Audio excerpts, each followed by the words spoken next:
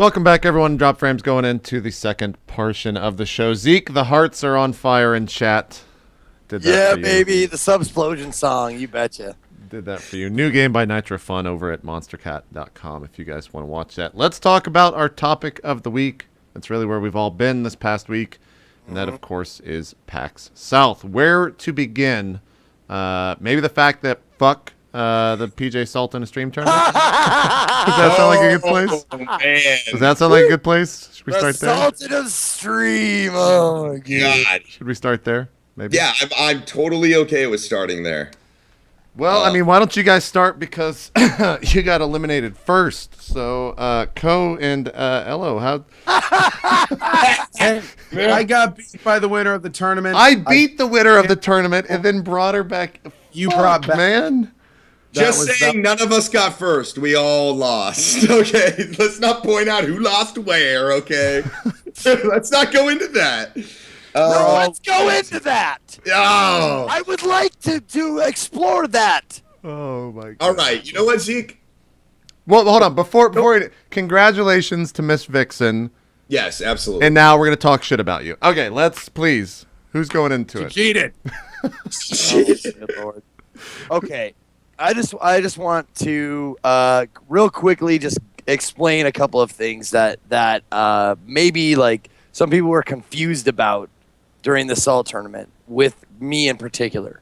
Every single round, I just want to let everybody know, every single round before we went out on stage, I looked at the bracket, saw who I was up against, grabbed that person, took them aside, and asked them personally, "Where is your line?" Said because I'll go the extra mile. You know, you saw me take 3 hits in the balls. I'll go the extra mile. I don't mind. So I took everybody aside. I took Dizzy aside first. Like, Dizzy, where's your line as far as, me talking shit? And, but did you ask her, Dizzy, where's your line? I'm going to make sure I cheat. And you start. Yeah. Is cheating on your line? Can I cheat? Listen. I said cheating. Look, a lot of people said cheating. Honestly, if you boil it down, it's not cheating. It's not. It's just me being an asshole. You came into the VIP area, and I said, "I can't believe you cheated." And you went, "I know." I know. Don't try to do this right now. But listen. No, okay. It's not cheating. I didn't unplug her controller or anything like that. I was on stage and I convinced her to do something that was detrimental to her gameplay. Yeah. Convinced her. I didn't touch anything. I used my words. No, that's true. And I fooled her. Zeke, Yes. I 100% Zeke. We've said this behind enemy lines multiple times. Me and Zeke talked a lot throughout the tournament. The only reason that he did that to Dizzy and I didn't do it to Waffle is because he did it to Dizzy first, and I was going to do it to Waffle too. So exactly, because I talked about it. It's like, matter.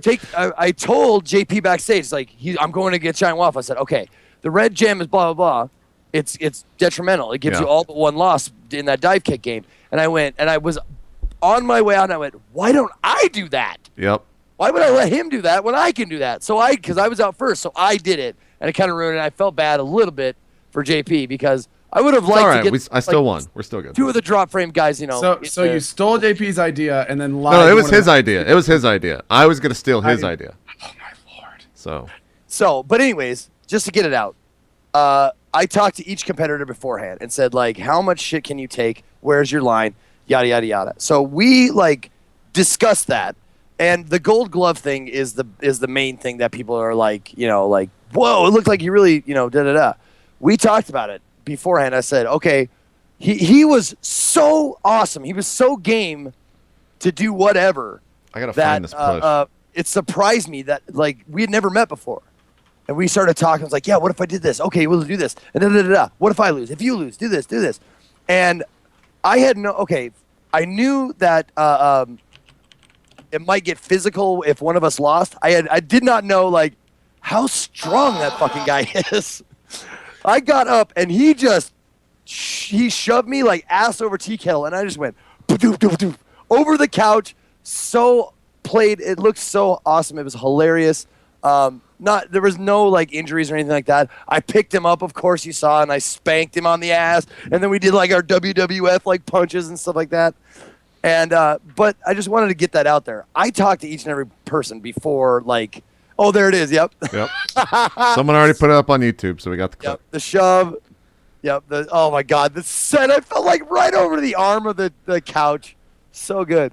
But So I talked, and Alan, well, also a good sport, but Alan, being Serious Gaming, Serious Gaming Alan, being the good sport that he is, being the clever guy that he is, brings out a full glass of water. Didn't even tell. I had no idea about that at all, but I give him much props for having like a full glass of water that whole time and just boom, like right in my face, and I was stunned. And I tip my hat to him for that. That was amazing. See, okay, yeah, so. I can't.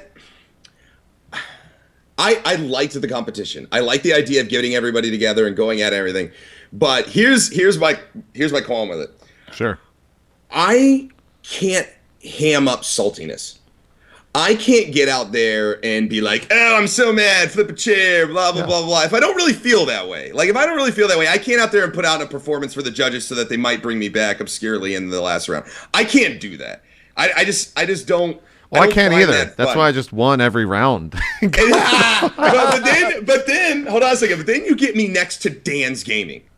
Like one of the nicest, sweetest guys. What am I going to do to this guy other than just be polite? Then you get me next to Bacon Donut, my second opponent, who's like the nicest, sweetest guy. Like, how am I going to get in front of these people, first of all, when I don't really, buy into the whole hamming up the salt thing? And then how am I going to get it? Do these to these two people, like the sweetest two people. Is Zeke, if it was you, I would have been like, fuck you, Zeke, blah, blah, blah. I would have been totally okay with giving that and going back and forth and bullshitting. But I can't do that to Dan's Gaming. I'm like, fuck you, Dan's Gaming. He's like, all right. He's like, okay. He just gives that smile he gives and is like, okay. I don't know why you're talking. Okay, got it. Like as he kicks my ass at whatever video game. That's the only thing with me is like, I don't think, honestly, and I'll say this with honesty, I don't think I was the best person chosen for that 16 people. Oh, I know. I know I was not. 100%. And that's even what I was telling like Wheat and Soma afterwards. I am actually, and this sounds you're gonna think I'm saying this because I lost in the finals. I'm glad I didn't win, because I would have literally been the guy that stood up and be like, cool. I would have been that fucking guy winning the spelling bee, just like looking as like confetti falls on me, because I'm totally one note. That's just who I am. The irony of it is the PJ Sultan of stream would have been the least salty guy. Exactly. The guy that came out, played. No, I get salty. It's just I'm not gonna ham it up like you're saying, right? Yeah, yeah. And I'm not gonna sit there and curse a shit ton on like Twitch's own stream where I'm just cursing, like every other word out of my mouth is fuck. Like that's me when I'm salty, or I get really quiet. Yes, and I didn't want to drop the F-bomb on that format. Like, here's the thing. And by the way, if there's any Twitch people, if you want to invite me to anything, you go right ahead, okay? I'll do it. like just disclaimer, just saying, I enjoyed being invited and I enjoyed participating in the tournament, but it was very clear to me that the format was not necessarily my style, and I didn't want to do that. But I'm right there with you, JP. Like, if I would have won, I would have felt like I'm not the guy who should have got, like, I'm like, honestly, I think Zeke was probably the saltiest guy. Oh, he was the saltiest guy. Because he rages all the time. That's what he does on his stream. He breaks his fucking controllers. Yeah. He gets mad. He gets all raged up. And then you jump on my stream, you'll almost never see me rage in a game. I'm always like, okay, respawn. Whatever. I was nervous when he started smashing that controller next to me, Zeke. I'm not gonna, because I didn't know where it was gonna end. When he just started taking that controller by the cord and not the actual controller. I like shielded my eyes. I stopped paying attention to the game. I didn't know where it was going to end. Speaking of Smash controllers, now for those of you who didn't see it or weren't there, there was a point in the game where there were 4 competitors that were playing a single game called Brawlhalla. It was a Steam version of Smash Brothers. Yep. And during one of the things, one of the new rules for that round was that they had a dice roll. And one of the roles was switch controllers with somebody else. I was leading by 4 or 5 points. And then the person in last place was in last place by 17 points with a minute to go. Now, I want to show you guys something. That's Miss Vixen, yes. I want to show you guys something. I found DJ Wheat later, and he said, I got a present for you. There it is. Dice. Yep, I was there when he had it too. I have the dice that he rolled that screwed me out of the finals. Nice. Yep. So Nice. I there's still something's can't gonna believe that happen. was one of the options. I can't. That was cold. The best part, Wheat told me that he thought of that idea the night prior. So that was something that wasn't even going to be there until the night prior because Jinx was handing out those die. That's a Jinx die. Oh yeah, or I got whatever. one. I got one too. Yeah. Yeah.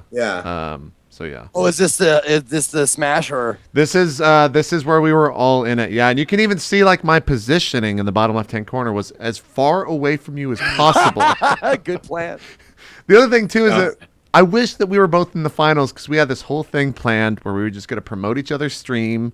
We were going to talk about dropped frames and when it's Totally. on. We were the last two people in. We're like, Yeah. we're in the finals. Like, you know, we And I- talked about it. Like, let's just go on. And I was going to suggest we like just put down our controllers for like 5 minutes. Just talk, you know, talk about, hey, what are you doing on your stream? Oh, good. What channel is that? Oh, great. Drop frames. You know, like shit like that. We were totally gonna we were just so shit on the into it. competition. How about this? I loved the format though. I liked the craziness. It was yeah. entertaining as fuck I did sitting too. back there. And when they said the roll thing and you guys had to switch, I'm just sitting there back. I'm commiserating with you. Like I'm in this broadcast. Even though I'm eliminated, I'm sitting there going, like if you could have seen my face, Zeke, when I knew that switch was coming, I was just like, So this is it looking right around, here. and everybody else was looking at me going, and we're all just going nuts. And I loved the crazy format of it. I liked. I mean, I think there's things they could have worked on. Obviously, it's the first time they've done it. Everything can be improved. But I loved the format, even if I wasn't comfortable in front of it. I loved it. I thought it was extremely entertaining the way they set it up. And hats off to Soma and DJ Wheat for putting it all together and Twitch. Because I really enjoyed myself and you know I think other people really enjoyed themselves watching too. It was insane. It was insane. I'm I waiting for you to break the absolutely- controller. I had absolutely no problem, and this is the reason why I had no problem with that RNG. Like it screwed me out of like being in the finals. I had no problem with it for the sole reason that it proved to actually piss me off. Like you talk about being salty. Salty gets thrown around a lot. I have never felt like I was cheated so badly than I was with that dice roll. Just salty as the heck. I think we can all agree that at a certain point that was no longer about video gaming skill. It had a lot to do with absolute. Oh, no, I mean, they- the last game was just At the end of the whoever hits a competition- legendary. You know, yeah. Go ahead, Ko. When they were closing out the competition at the end, I think it was either somewhere Wheat said specifically they were like, yeah, this really came down to more about RNG. They had RNGesus. Oh, yeah, on the stage. Yeah. And- like and the, it sucked, the whole too. end of the game, especially She- when the dice rolling started. And I mean, let's face it, the game selection. It was never a real tournament to begin with. I mean, most people didn't. That was the first time I even saw a dive kick. I didn't even know what I was doing on the last round I played. Like, it was all just a big, you know, it was all like I think Wheat said, it was all for entertainment. And that's Oh, exactly yeah. what it was. Entertaining as hell. Yeah. And also, you know, I really got to echo what Adam said. Like, one of the reasons that show went so well was because Soma and Wheat carried the entire thing. Like, even when there were lulls in some of the hype, particularly at some of the end of the longer round areas, like they were announcing it like the hype was 100% the whole time. And we were talking about it backstage. That really did help kind of the whole thing move forward. 100%. 100%. There, Zeke finally just broke his controller. At this point, too, I thought that I was out as well, where they eliminated Zeke, because I thought it was only 2 people moved on, but no. And I threw that controller down, You did. and I realized it didn't break. And I looked at it, and I went, "This thing has a cord." Yeah. So Might as well be. That's where I got movie nervous. Star at that point, you know, swing it around and hit something with it. Yep. Yeah, you know, another thing I kind of hesitated, and like you said, JP, we kind of touched on this, was the censorship. I felt so, and this is just more of a personal thing. I felt like I was censoring myself so much that I didn't show the audience who I was as a streamer. Like, Zeke got out there and really gave it to him, you know? And I felt like once I was done with the competition, I was eliminated in the second round, I went off and I had a regret that I didn't really give the people a really good idea of who I am and what I do as a broadcaster. And that's because I'm so late night TV, I'm filthy as fuck. You know, like, I'm like Howard Stern sometimes, it gets that bad. And I just couldn't. I didn't want to say anything. I didn't want to say anything because I was scared of what I might say, in that format. And then, for me too, I'm coming up on this new thing.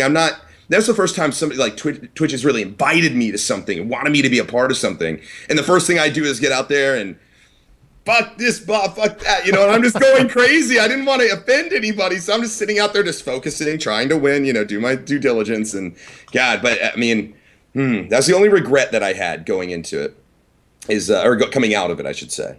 On that note, Elo, would you have done anything differently? I mean, I probably would have been a lot more vocal with the trash talking. I mean, I probably would have really like I said, I think if I had Zeke to kind of bounce back and forth with, I think it probably would have got a little bit more serious. That's honestly, that's why before like everything, that's why I got in touch. Like I had a conversation with each one of my competitors because I mean, I don't know about you, Elo, or Co, or whoever. I don't know if you relish talking shit to people. I do. I really enjoy it because I love dishing it out. I love taking it. I like the whole thing because I don't know if you feel the same way, but I usually flip the best shit to the people I like most. Yes, exactly. And that's what I'm saying. That's why I sought them out. I was like, let's be friends first so I don't feel so bad about pooping on you. Yeah, no, and that's exactly how I am too. I'm way more like me and my brother are constant shit talkers. I mean, we're back and forth. Even you heard Ko and I giving each other shit right before the show. Like that's the way that I am of the people I'm most comfortable with. So again, it comes back to sitting next to Dan's Gaming. I had just met him that weekend. He was a really nice guy. I just met Bacon Donut. He's a really nice guy. But here's the thing, though, it's kind of weird about it, Zeke, and that's why I pull you out. Is I had just met you in the same kind of context. But you give off a totally different vibe. You relish in that. Like you said, you relish in that shit talking. And if I know that and I feel comfortable with it, oh yeah, man, let's go. Let's talk shit because I'm there. I mean, my dad was a huge shit talker. I mean, that's just what he does. And he's just good. It's like an art watching that guy. And so I just kind of grew up with it. So it's crazy. I feel you there. My dad has been on stream next to me talking shit. Nice. Yes. Nice. So I think the other thing too is that I heard multiple Twitch staffers say that it was the most successful Twitch stream for them at any PAX ever, just in viewership. I want to say that the stream peaked out at like 13.5K on Saturday. I don't know what the finals were at, but with that in mind, I think you're going to see a lot more of this stuff in the future. That they've kind of, for a while there, at conventions, Twitch's booth has been kind of like a developer thing, right? Like people come on and do these little promotional things for their games, and that's awesome. It gets a lot of indie games out there, gets a lot of big games out there, and you get to ask questions like Man vs. Game, Swifter, and Justin, and I think Soma and Wheat were their like prime or are the host of these events doing this stuff. But I think you're going to see a lot more stuff in this same vein in future PAXs, which is going to be cool. So we'll see what else comes. But apart from the PJ Sultan a stream thing, what else did you guys do at PAX South? Did you see any games? I didn't see a damn game, like at all. I did. Dreadnought. Okay, you got to play it. Good. Yeah. Talk to me about Dreadnought, man. Okay, the Dreadnought guys were really cool, and they were me and my stream team and the Dreadnought guys are in talks about some fun stuff coming up. And one of the really cool things is they allowed it so whenever we could bring over some players, they let us kind of come in the back. They'd hold computers for us so we could actually play against each other. In fact, numerous times we had 5v5 coalition battles to where everyone on our team, everyone on the other team, and oh man. Is it so what is I know it's a game about spaceships fighting spaceships, but can you explain to me more in depth? You got it. Dreadnought is a class-based capital ship warfare simulator. Right now it's 5-on-5. You can pick from 5 different classes. Each one of the ships has a general specific role with specific abilities. There's a ship that heals, there's a ship that can position itself and tank, there's a sniper style ship, which I went 15-1 with, just saying it's awesome. It was so much fun. What? Exploiting. You still died a lot. But anyway, it was a lot. It was a huge amount of fun, and the graphics are beautiful. And the thing that really sets it apart is, ship space combat. We've all seen that a lot. It's whatever. what really sets us apart is you're fighting in gigantic ships. They move slowly. You have to pre-plan your moves. There's energy levels you have to manage. Like, it's not just like a little spaceship where you're zipping around and doing U-turns and stuff like this. You're like slowly moving yourself. And like the sniper has to aim at ship where you want it to fire. And if you don't, you're totally screwed. And it's just a lot more meta than a lot of other games. And once it does come out, oh, go ahead, Z. I was doing a lot of this, like obstacle. Oh God, I gotta beer. Oh no. Oh, let me try again. Beer. Oh, my only thing. Okay, so I really had a great time with it myself, right? I got to play 5v5 with and it was a lot of fun. My only concern about the game is where do you take it from there? Like, where do you take it from there, though? Like, I can see it going down the same path as, you guys are talking about with Evolve or any other, arena type game. What I saw was fun and it was engaging. But what made me question was for how long? How long will it be fun to get behind the ship and do what I'm doing over and over again, day after day streaming it? Is what I'm thinking. You are echoing our exact same concerns. In fact, we even talked to the devs about that, and they have a bunch of different game modes coming. They plan on releasing game modes like relatively quickly after it, to keep things interesting. They want to release more classes quickly. Each ship, is going to be differently and stuff. Now, again, as you guys can tell, I'm excited. I'm hyping a game I've only had a few hours with, and I'm not saying. Oh yeah, buy it. that's all these cons are. Definitely right? something to look at and stuff. But one of the things I wanted to say earlier that I think really kind of set this apart is because the ships are so big, it really lets them focus on the details. Dude, so like if that's you're what playing I'm the sniper looking. ship, It's gorgeous. This game looks gorgeous as shit. Yeah, absolutely. When you switch to your secondary weapon on the sniper, like these giant bays close over your main cannon, and then all of a sudden you notice like 20 of these little things flip over, and then these cannons come out and they fold out like transformers, and then they all aim wherever your mouse is, so you see them sliding over. Like, there's so much detail in the game that it was very impressive. Was this game just on to play with the Kickstarter or anything, or is it just no, it's already developed. It's funded. It's by the same guys doing Grey Goo right now. But I gotta point out that Elo absolutely hit the nail on the head, because if it's the ball's in their court. They have all the pieces to make this incredible, but we need like 5 different game modes. They all need to be separate and interesting. We need more than just X number versus X number, maybe a 3-way team thing. They need to take this to the next level to really make this product shine and not just be a game people play for 10 hours and then move on from. Yeah. I echo that completely. I mean, they have all the basic things that like would make an awesome like space, like PvP, whatever game you want to call it. I don't know the genre, but a class-based space, whatever. All the elements are there. Just need to expand on options. Like, everybody loves more and more options. The more realized options you can have, like gameplay options. I'd love to see like a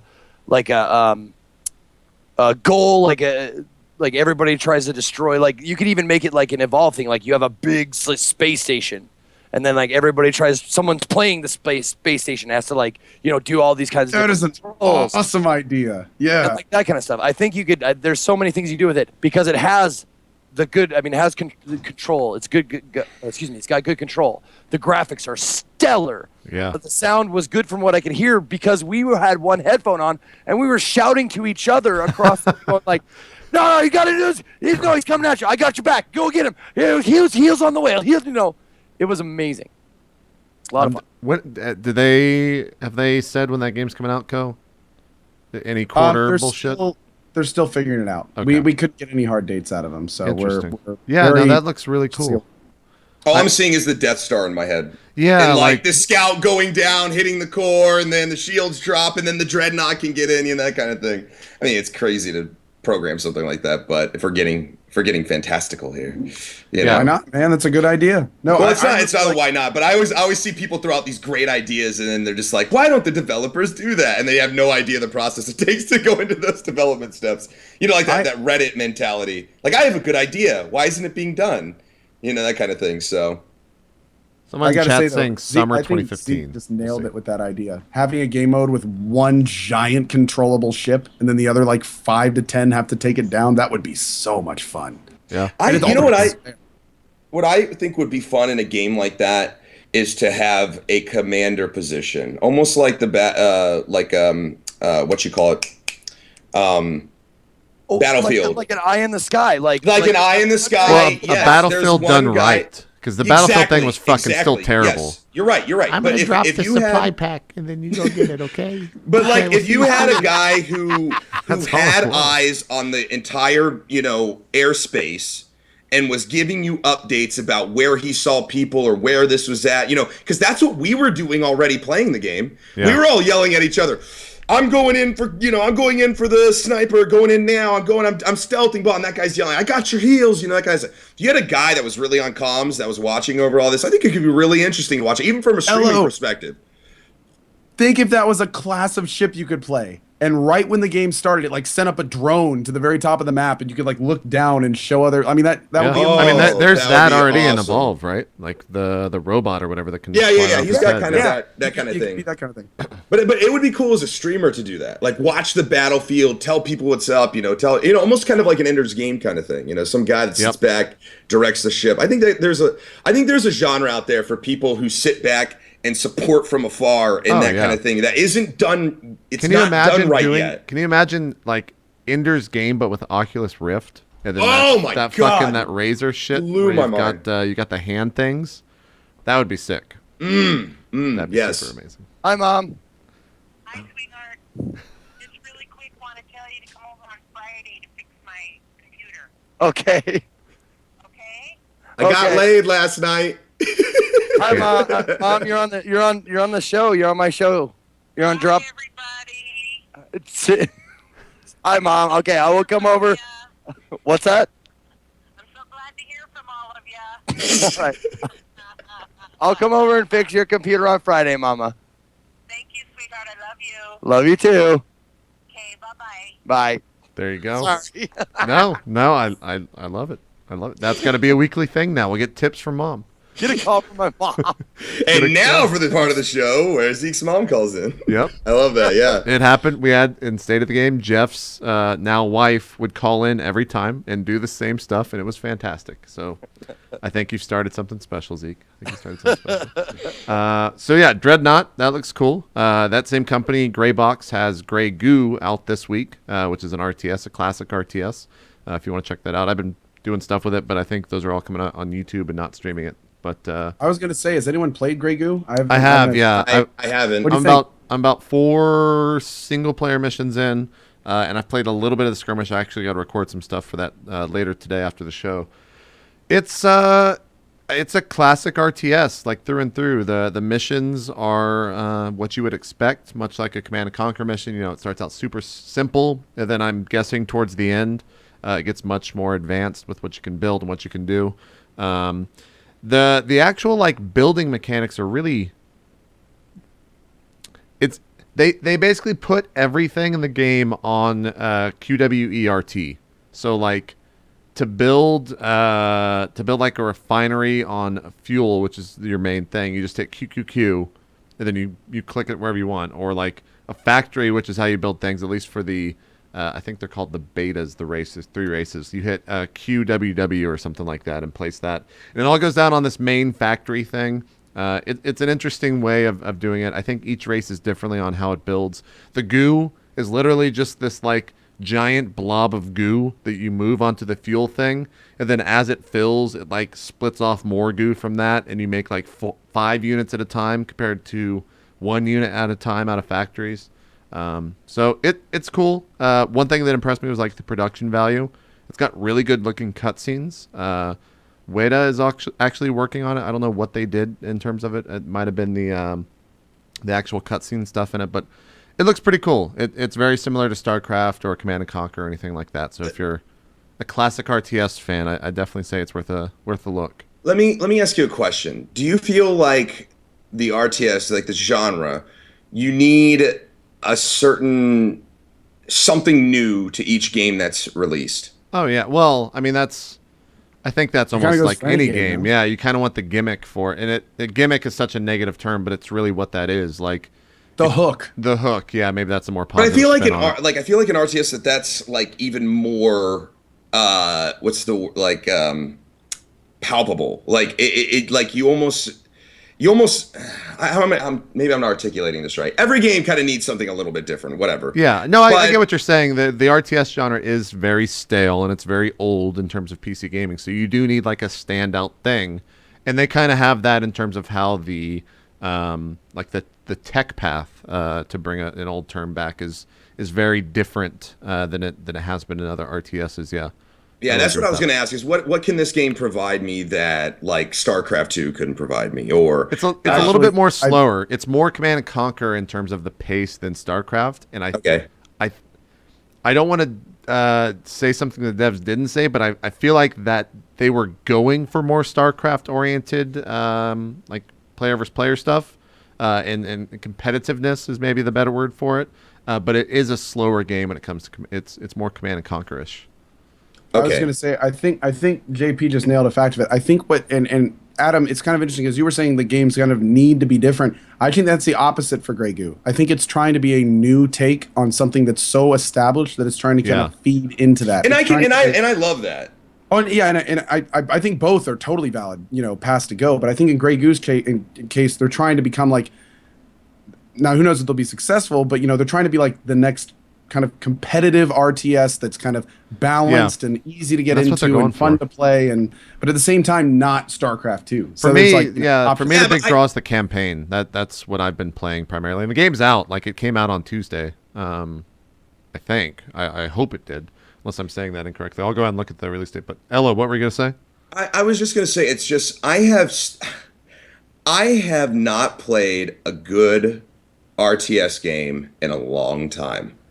Like, it just seems like in that realm, there's just so few good RTS games as opposed to other games. Like, I can name off, a handful of really great first-person shooter games I played in a while, or RPG games I played in a while. I can rattle off a whole bunch of other genres that I played good games of in the last however many years. But it seems like RTS games, it's like, I just can't find one that isn't somehow exactly like the one I played before, or when they tried to do something different, it just was completely uninteresting. It's a rough genre to do something different, because then it's not an RTS anymore, right? It becomes it becomes a MOBA is honestly what happens a lot of the times.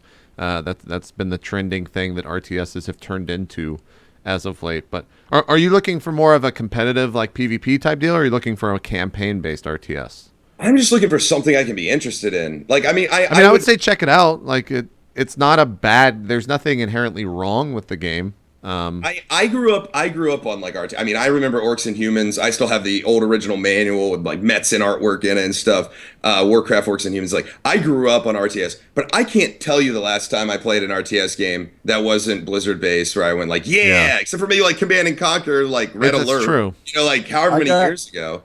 I got two questions for you, Yellow. One, did you play Dawn of War 2, the Warhammer one? Dawn of War is very good. Actually, I did play that, but it's been some time since Dawn of War's been out. It is, yeah. It's been a long time. Early 2000s. And here's my this is my second question though.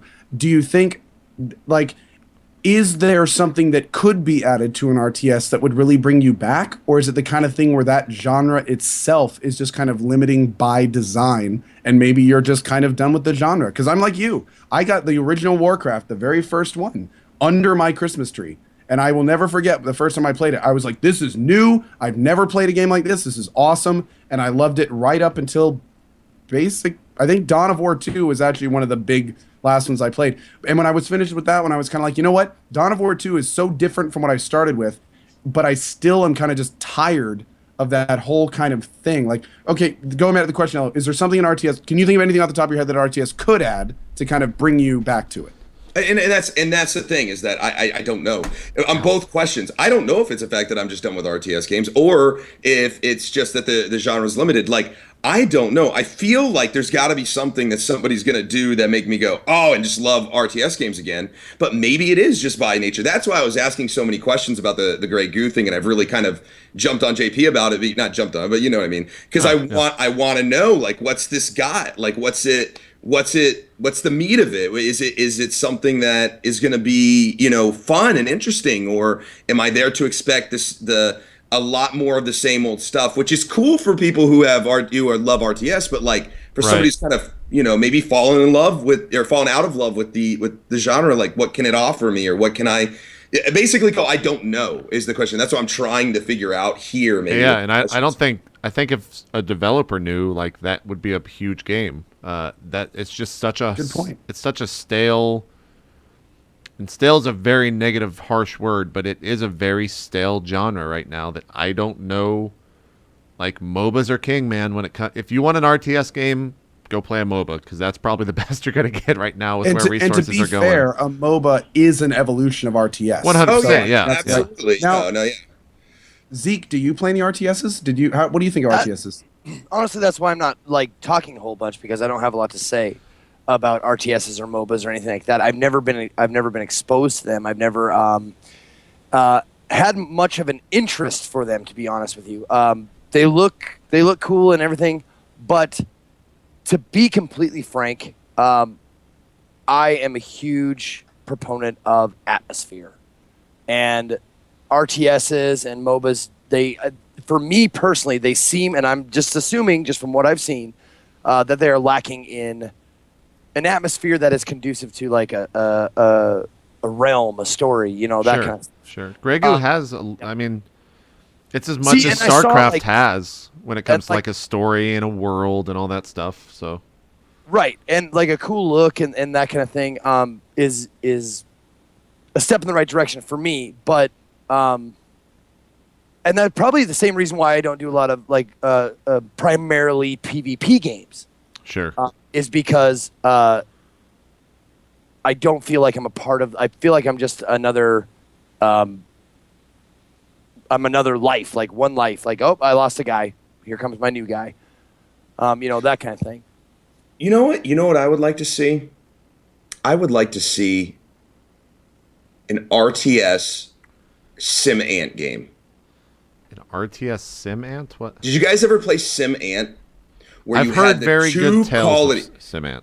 There are two colonies. You just started as an ant, and you become a queen. You lay an egg, and that's how you start your colony. You build down, and there's, you got to look out SimAnt for a was lawnmower and all this. I love SimAnt. one of my Imagine if you favorite had an games of RTS. all- I'm sorry, we're just going kind of really off topic here. But bring it imagine back if you after had this. an RTS game that was an ant-based RTS. You had workers, you had mating, breeders, stuff like that. The queen, and you built your base into the ground and then fought above. You're how basically cool is talking that? SimAnt remake, right? Yeah, but RTS, where you're actually like building, like, this is the egg hive, this is the. I would play that game. I would play it. I'm sorry, I'm Let's get back to really going it. Yes, Sake. let's go back to PAX. Bringing I'm it back sorry, to but- PAX. Back to PAX. Did anyone but still the same topic, maybe a little bit in the MOBA world, did anyone play Gigantic? I did not. Funny enough, I flew back with some of the guys on the plane, and that was like the first I actually talked about. I felt bad. They had a huge They had a booth. giant booth, a I gotta be gigantic booth there, yeah. This is from the most basic of the basic looks. Before I say what I'm about to say, please see that. Every time I walked by Gigantic, I couldn't help but look like I was looking at Team Fortress 2 with some seasoning. I know I'm going to get hate for that. See, I'll even go one step further, man. That's- When I first saw Gigantic, I thought Overwatch was at PAX South. Yeah. That's. But then I feel kind of the same way about Overwatch. But I agree. Oh yeah, I agree. yeah. Like it, but everyone that played it seemed to say pretty favorable things about it. I'm trying to pull up some gameplay footage so we can at least do it right in terms of showing that. But it's basically my very infantile understanding of it is that it's a MOBA with 5v5, maybe 6v6. Where you are looking to get resources for your gigantic creature, and then the creatures are battling. Like, we're gonna do a terrible job because no one played the game. Cassie was really into it. He was talking. Yeah, he about- was talking. That's true. He was talking a lot about it. Yeah, I will say this: everyone I talked to about Gigantic that tried it, literally 80 to 90% of the people I talked to said it was much better than they thought it would be. Like a lot of people said, once you dive into the mechanics, it's pretty damn interesting. I kind of they're going to be at East, and when I talk to the guys in the plane, I'm actually going to be stopping by their booth to give it a try. But apparently it's deeper under the surface. Sure. I'm going to share a little tidbit story with you guys that's loosely related. At the Go airport ahead. going I found home, some footage, so please. at the airport going home, I saw a couple of guys and a woman that had gigantic shirts on. They look like devs, okay? Like you know when you see a dev, you know? They're all there, they're eating together. Well, the woman got up and she started to walk in front of me. I was like, I'm gonna talk to these guys. I told everybody at my table, like, I'm gonna go talk to these guys. The woman stands up and I stand up and I'm like, hey, whatever, like that. I'm like, hi, ma'am, hello. And I'm trying to talk to her. And she just walks on by. But one of the other devs was watching this whole exchange from the side. Me try to get the attention of this woman, and then her just walk away. And then I look to him, and the thing I say to him is, man, that was awkward, right?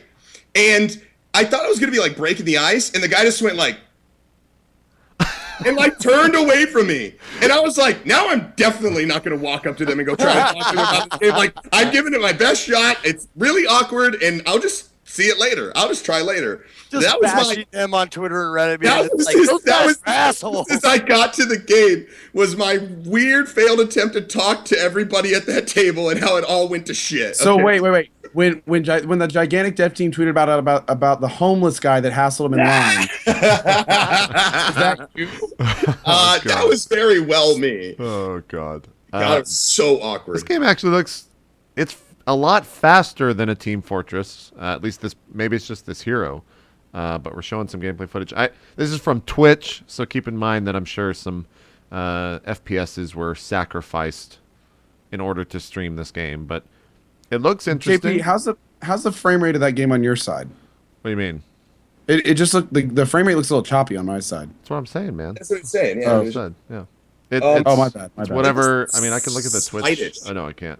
Looks like Smite in a way. I can tell you when on the screens at the con it looked really smooth. So Oh yeah, I mean this is a stream, like I was saying, that probably sacrificed some of the FPS streaming it, or maybe it just wasn't a. This wasn't on the Twitch stream. This is their own stream, so it just might have pretty been a good, setting. actually. It looks kind of cool. Like I'm definitely gonna check it out. I'm kind of digging it.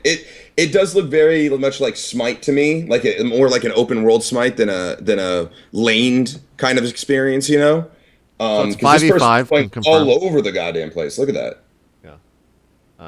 So yeah, I don't know anything about when this game comes out or when it's I don't supposed to want to see come out. anything else. So I'm gonna stop looking we over the will screen. all have a lot more info after East. They're doing a big thing at East. I know I'll be trying it there. I'm sure. Jesus. Actually, I think we may get a team thing going with it again. Cool. So I'm I'm looking forward to going to East and trying a lot more games because this was my first PAX, my first con, my first anything. Well, and to be honest, and jumping back on just like PAX South in general, there wasn't really that many games shown, at least on the scale of what they usually are. Like when you go down the escalators at PAX East, that everyone goes down, like the floor is gigantic, and the booths are just as far as the eye can see. Man, it goes for a really, really long time, and there's a ton of shit being shown there. So you'll definitely get your money's worth, I guess, if you buy. We're all fucking assholes. We don't buy our passes.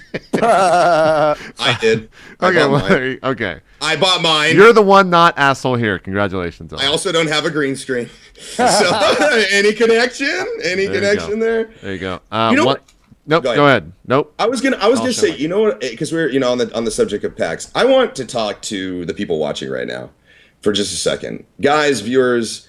I want to say without a doubt that the people that you see in front of this camera and doing their broadcasts every day are just as fucking badass as you think they are. Like all these people, like seriously, I have not met a caster, a broadcaster, or somebody that worked at Twitch, or somebody that was involved, like devs or whatever, that wasn't just cool as shit, man.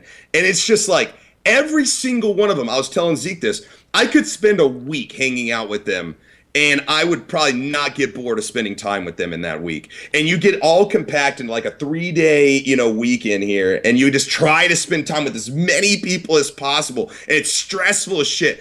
But everybody is awesome. Like everybody's on the same page. Everybody's really generous.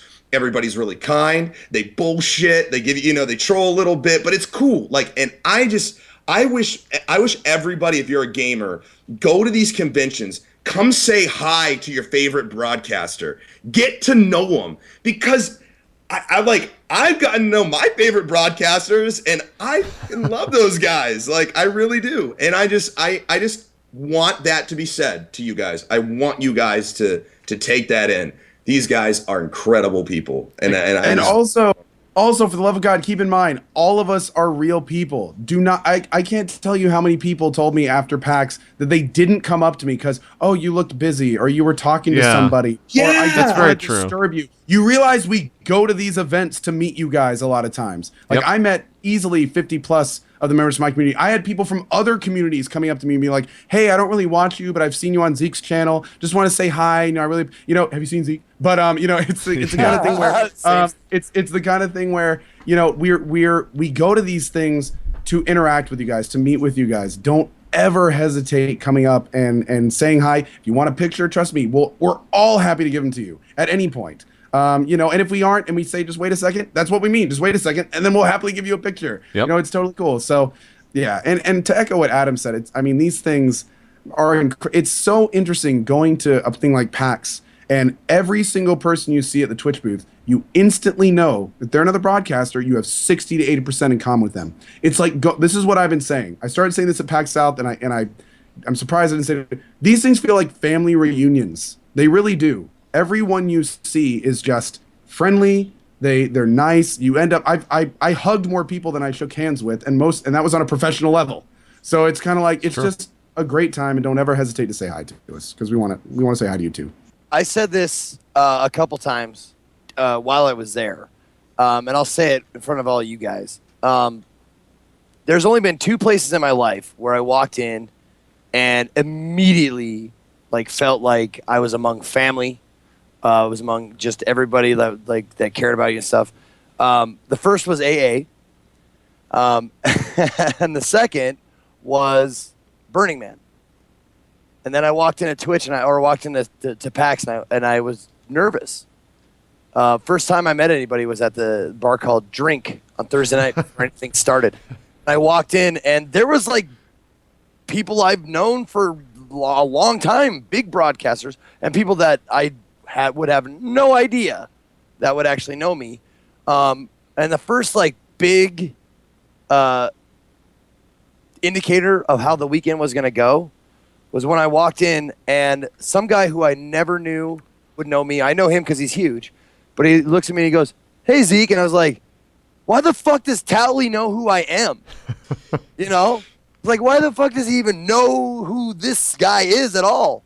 And he was like, "Hey man," we bought drinks for each other, and it was same with everybody. It was crazy it's just amazing, just walking in and feeling like a part of it.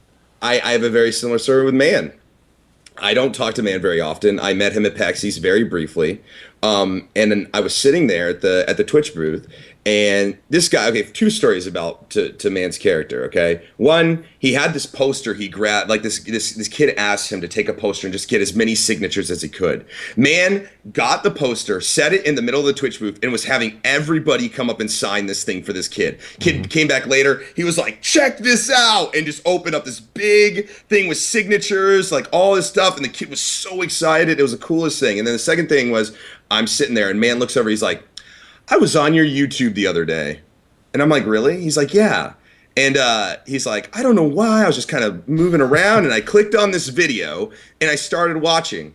And it happened to be the video where my newly, born daughter farted into the mic." And he's telling me, "I watched your daughter fart in the mic, and it was the funniest fucking thing. And 10 out of 10, I would go back again. I really enjoyed it." And I'm sitting here going this is, I'm kind of fanboying a little bit because this is Man versus Game. This guy's a trailblazer for me. If I haven't, and I didn't see his stream before I started streaming because I didn't really watch Twitch. But what I know is that this guy does what I do, and he's been doing it for a long time before me. And he's done it way better, so this is big for me. And he's just so down. He's just talking with me and everything. But everybody's like that. It's so cool. Get to a PAX if you have not gotten to a PAX. Very honestly. true. That's something I was actually thinking about the other day, and it was at PAX where I think it was Saturday evening or something as I was falling asleep. The thing about Twitch broadcasting is that we're all doing the same fucking thing. Some of us do it different ways, but we're all turning on a stream at Twitch, so we can relate immediately to one another on how that feels, no matter what level you're turning your stream on at, right? Whether it's 10 viewers, 0 viewers, 30,000 viewers, 15, whatever it is, it's relatable, which is why it's cool going to PAX, because you get to meet all of these other people that do the very same thing you do, and you get to learn so much from their experiences. I can't tell you how many times, sitting down with Tally, for example, and just talking to him about random shit that comes with streaming. And he's just like saying everything that I agree with 100%, which was really cool to have that. It happened multiple times with multiple broadcasters all throughout the weekend. So I guess what all of us are saying is if you go to a PAX and you're a streamer, go to Twitch booth and just hang out because you're going to have a good time. And even if you're not, if you're just a viewer, if you see a streamer, If you're a viewer, yeah. Yeah, if you have, I mean, don't just walk into the Twitch booth. They might not. But Yeah, don't do that. If you see us walking around, please come and communicate with us because it's such a cool feeling for us to finally get to meet some of the people who've been watching us. Like you guys come in kind of at an advantage because you watch us every day, right? You watch us. We share our lives with you. We share our experiences with you in gaming, and you guys walk in, you immediately feel like, oh, I know this guy. I like, you know, whatever. But what we don't get that. We see names and we can associate names to, you know, what they say and what goes on, but we're not watching you every day. So for us to get to meet you guys is so mind-blowing in a lot of ways. We get to like have people come up and be like, oh, I watch the stream, I'm a big fan. And like, oh crap, are you serious? And then like hug it out.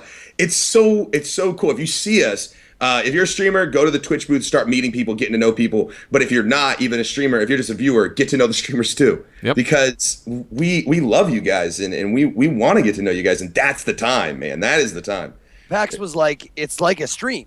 For me personally, it was like a stream. Like, as far as like chunks of people that I met, like I met like out of 10 fans, which is so surreal for me to even say, like, I have fans. But out of 10 people, like 10 fans who came up and talked to me, 9 of them said names I had no idea. They had never, like, they go, hey, Zeke, I watch you all the time. And I was like, hey, what's your Twitch name? And they're like, blank. And I went, and they're like, I mostly lurk. And it was like, none. Yeah, you say that all the time. Yeah, I'm a lurker. Love it. I love it. I was like, get over here, you know? It was amazing to meet the lurkers, you know, because they don't talk or anything. But Every one of them sounded so guilty too. Oh, Yeah. I just lurk. Yeah, I'm like, what do you mean? My whole I mean, stream dude, is we're built on lurkers. Yeah, it's the The lurkers entire unite. foundation of our channel is lurkers. We Yep. love lurkers. You're the represent majority. You the have the power. and we love you. Now, wait. Now it's like they represent the anonymous horde, and all of our love can only be focused on the people that come up and introduce themselves as lurkers. So it's like we have more love for you. You Exactly. represent thousands of people. Exactly. I guess two things. One, Zeke, you got to show off your unofficial Twitch card, or I'll do it myself. yes, Oh, no. yes, the unofficial Zeke Twitch card. The error card is what I'm calling it. I don't know if anybody. I think this is going to be the rarest card. It might be a rare error card. Now, if you guys ever been to a Twitch, like, or not, like they started doing these Kappa cards, of trading cards with popular streamers on them. Like you got your Trump, who is a huge Hearthstone guy. You got your Swifter, who is, you know, Swift Rage, you know him. You got all these guys, Gassy. You got all these awesome guys, these huge names, and then they made a card for me. They made a card for me. Look at that. They even represented me well. They got my goatee. They got my long hair and a ponytail going back. I don't think I have a widow's peak, but maybe it looks like I do for my, you know, my hairline being pulled back like that. But like, they made a card. Oh wait, no, it's man versus game. Oh, Man versus game. Oh no, it's man versus game. Man. The amount of times that I got to hear like broadcasters just talk shit about that all weekend long was fucking awesome. It was hilarious. Unbelievable. It was fucking awesome. Here's the question I want to ask, man. Is when they presented him with the artwork, like they did me, why didn't he say, no, I think this is wrong, blah, blah. And I will answer why I didn't and why I hate my card. There was but a I'm reason curious for what it. is. He Go tweeted ahead. it out. He said some stuff on Twitter, and one of the things he said at one point, he said, when I begrudgingly agreed to the art. So I think I don't know the details, but he did see it before it went out. Maybe it was rushed or something. I don't know, but he did actually say at one point that he did look at it. But go ahead, Zeke. Do you want to hear the addendum to that little story? Oh, give it to me. They made new art and sent it to him, and this isn't it. They had this, but they cut the ponytail off, and I think they cut the goatee off and colored the hair black, if I'm not mistaken. Oh wow, that's I the know big they thing. And changed it. This wasn't the final thing that I saw. real quick, a lot of people I'm seeing, at least there's people that are confused what's going on here. For those who don't know, man does not have facial hair. Yeah. Man does not Let grow me- long let me hair. pull up a man There versus is game. Zeke no has possible facial hair. way. Zeke has a. There's no way the person on that card is man versus game. That's the big issue here. Okay, you Let's guys find. know man, let me find the not him. douchiest picture of hold man on, hair real with his quick, because glasses Shannon normal. says Shannon, who is another fucking phenomenal person that you have to meet at PAX. She or if you just happen to run into her at the grocery store, she just said it was because he didn't want to hold up production. I felt exactly the same way when I saw my card, but I hated my card. Do you have But your card, Elo? I don't have my card like right here. No, I'd have to go find it. But I think there's somebody tweeted it at me earlier. Maybe I can find. I don't know. Either way, I don't like my card artwork either. But when Twitch, especially somebody who's just kind of up and coming and stuff, when Twitch comes to you and says, "Hey, we want to put you on a baseball style card," here's the artwork, the custom artwork that they sent. It's like. Do I sit here and go, no, send it back? like the first time they're wanting to reach out to me, am I sitting here going am I gonna prima donna this and go, no? Because I didn't really hate it. I just didn't feel like it captured the stream. I feel like whoever did the artwork didn't watch the streams or didn't have a good connection with the people. Some of them maybe, but like Man's, and what we just talked about, but mine, I felt really weird. And there was a couple others I saw that was very, I saw them, I was just like, huh? So, but I didn't want to hold up production. I didn't want to seem like a prima donna. I didn't want to do this. So I was just like, yes. But then later my viewers told me, listen, and this is why I want to get you guys' opinion. They can't, if you're put in a similar position, do you, okay, thank you, and you just take it as it is? Or because this is going to be a reflection of your stream, do you take the time to say, hey, I don't feel like this captures what I do and my broadcast, and this is my brand. Please don't post this with my brand. They don't watch Twitch. It's our responsibility to tell these guys what your channel is. If you sign off on something that's not you, these artists don't watch us. They're going artists. to Now many artists do watch Twitch. People, you want it to be you for people who don't know who you are. If this guy. My Kappa card is for East. If I get a Kappa card and I look at this and I say this doesn't represent the channel, I'm going to reply to Twitch, say exactly why it doesn't represent the channel, give the artist as much possible direction as I can, and if he's sitting right next to me, we have to tell these people what this stuff is. And I gotta say, I feel bad for Man because the pictures being linked around of the second art looks a lot better. It captures his theme. It tweet out that looks like him a lot more. image? Yeah, he tweeted it out. It's been going in your chat a little bit. That looks great. You know what I mean? The second card, it even has that kind of retro vibe that goes with his channel. You can argue it fits still what he kind of does. looks like Zeke. I'm not. The second, see, I think the second one looks kind of like it looks like Man, but it looks a little bit. More I feel like my card. instance, Go ahead. Well, with Elo's card, for instance, the thing that I look at Elo's card, and don't get me wrong, the drawing of Elo is actually really good. If someone had his picture and the drawing looks, okay, but where's the Viking? Where's the, why is he smiling when he's being surrounded by zombies that are eating him? Where is he in this place? All those little things are kind of I would have liked to see Elo on the front of a Viking longboat with a Viking thing on, doing the pose from freaking Titanic, or something just some crazy Viking related thing. That'd be incredible. But anyway, Elo, I cut you off, man. Go ahead. No, I was just gonna say you want to know the first thing I saw when I saw my picture, and this is probably just more of a personal thing, but I saw Attack on Titan. I saw a Titan from Attack on Titan is what I saw, and I think that's what I saw when I saw it. But I think the biggest thing is exactly what you said. I think the theme of it was just kind of wrong for what I do. I have a Viking theme. It's very close to Zeke's thing. He's got the berserker thing. It's very similar. And I guess when I went to look at the art, I thought that they would go with the traditional Viking, me with a Viking helmet. And that's just maybe kind of. But I hadn't realized until just now just how badly the whole thing with Man vs. Game was. So I feel a little bit, kind of because his is just doesn't even look like him. It's it's Zeke really. So I don't know. Zeke, yeah, it's not. And you're right. And I want to say that you're right. Number 2, option 2, obviously is the right thing to say. But when you're kind of, like I said, up and coming, you're being invited to things by Twitch, it's very, very hard to tell them. And I bet I could have articulated it in a nice enough way and they would have been receptive to it. But it's very hard to get the courage to go,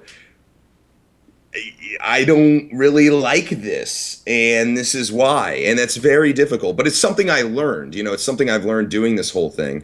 So it's kind of cool. But yeah, for those of you who don't know, the Kappa cards can only be found at PAX events. And I have a couple extras of mine, and I'm sure the other broadcaster that had theirs will have extras. Is this your actual card here? Where you're like sitting on a throne of like dead bodies and stuff? Okay. Yeah, that was mine. That was mine. And like I said, I don't think that they got my likeness wrong. I think it looks like me, Yeah, that's fine. I think the theme of it just seems so awkward and so weird to me. And like Ko said, like I'm smiling, but the zombies are coming up. I'm sitting on a throne that has like antlers on it. Like I didn't really get it. But anyways, again, I digress. But these can only be found at PAX. Like you can only get these cards at PAX. I want you guys to know that. So they're supposed to be like these rare collectible cards. But I do agree. I think that the Man vs. Game card is going to be probably the rarest card because that first run, yeah, definitely first game. Is what it well, is. yeah, I was going to say now Zeke, are you doing a signing at East or do you have like a scheduled thing coming up for your? I do not know. I was asked. I think I may have replied to the email, the survey email, a bit late. Yeah, that might be why I didn't get scheduled. That's what I did for South. Yeah, that could very well be. But if they send out another one, I will definitely delve way into it. I didn't want to tie myself down my first time, and I'm glad I did. That's what I'm saying. Like I didn't see Sacriel's go. Yeah, I love Sacriels. I love Sacriels. Oh yes. He's like totally doing blue steel, man. He's blue steel 100%. Why is he? I miss it. Did I not get Sacriel's card? No, I don't know where this is, but he's a tree. He's just a plot. Survival. It's the survival theme. I liked his a lot actually. His actually was like somewhat themed to his channel. Like it, you see Sacriel playing DayZ, sneaking around in bushes. Oh my god. That is some funny shit. Now, there's only one way to fix this, though. Zeke, you need your Ezekiel _3 card needs to look exactly like Man vs. Game. No. I think it should be completely different. And then you should only sign people that bring you Man vs. Game's card. I would be totally down for that. I would be totally. So but funny. I think there's been a little bit of a hubbub made of this that these mistakes won't happen again. I hope hopefully. Maybe. Who knows? I don't know. We'll take the fall. I didn't think it's that big of a deal. I just thought it was fucking hilarious that Man vs. Game looks nothing like him. But I didn't have one made, so I'd probably be more invested if I did. So yeah. Anything else PAX South related before we do some user questions and call it a show? You know what? Business cards? Love this. I didn't count them. I don't know how many cards I took home, but if you're a new streamer, bring cards. Yeah, man, business cards are great. Stuff. Did you get one of these? So many that I got. I'm so excited. Like this was the best card I got all weekend. All it is a card. There's nothing on the back. And it says, "Hey you're pretty fucking awesome. That is all. Keep that shit up. A passing stranger." This is the best card I got all weekend. Wow. There you go. You guys could see it on stream or on Skype. I'm trying to figure out which one. Who gave you that? Just some random guy? Just a random guy. He was giving them out. It was really cool. That's cool. I think the best good card vibes, that I man. got, and these are really spendy because they're like plastic in there, but Silent Sentry. Ooh, that's pretty clever. And it is cool, and it's see-through. It's like opaque. You can kind of see through it a little bit. Pretty clever. And it's like, it's plastic. Now, Zeke, how do you feel about the square card? And I guess I'm talking about Bajira. How do you feel? I gotta say, I was really pissed. Yeah. I'm sorry. I love you, Bajira. I love you, buddy. I love the square card, man. It makes it stands out, and I understand why it stands out 100%, but it that's the pisses big me thing. off when I can't fucking just like put all the cards in a stack. But it stands out, but it's also the first one you go, fuck that card. Yeah. Okay, here's I like it. Why are we? Here's a I can't brilliant believe idea we're, I haven't done yet, I but can't I'm believe we're probably rating going to do. people's business cards. Bajira, I love you. I'm sorry. Here's the great idea that I have that I haven't done yet, and any of you guys can use this. I don't care, because you're gonna wanna have a business card that is also a bottle opener. And you can have them. You can make them. They are like, it is completely legitimate, and they look fucking awesome. They're like steel, and you can just pop with a business card. If you're like, I feel like if anybody were to get that around, I think that would win like first place. I really do. I'm gonna get it done. There's been business cards are an interesting thing. I think the Japanese do them best. I think some of the Japanese ones I've seen are fucking amazing. But for me, I like the plain Jane, like normal. Here's Cobalt Street card, just a normal plain Jane card. That's all I got. Get one from Cobalt, that bastard. Oh shit, he likes me better than he's. Oh, that's what I was gonna say. Were you guys apprehensive about meeting anybody? Apprehensive? What do you? Well, I know you're not because you're, king shit JP. I was apprehensive of meeting you, honestly, person. What I was gonna be like, get the fuck away from me, you. I wanted Listen. There was a few people that I was like, are they going to be too big to talk to me? Because I've never been to one of these before, so I had no idea. Too big to talk to me? Are they going to be assholes, standoffish, aloof, whatever you want to call it? I was a little frightened to meet you, JP, because you're confident, you're in, you know everybody, and I was a little frightened to meet you, to be completely honest with you. All right. But when I met you, dude, it was like this. I feel like that should be an emote. Just that should be my global emote. King shit, JP.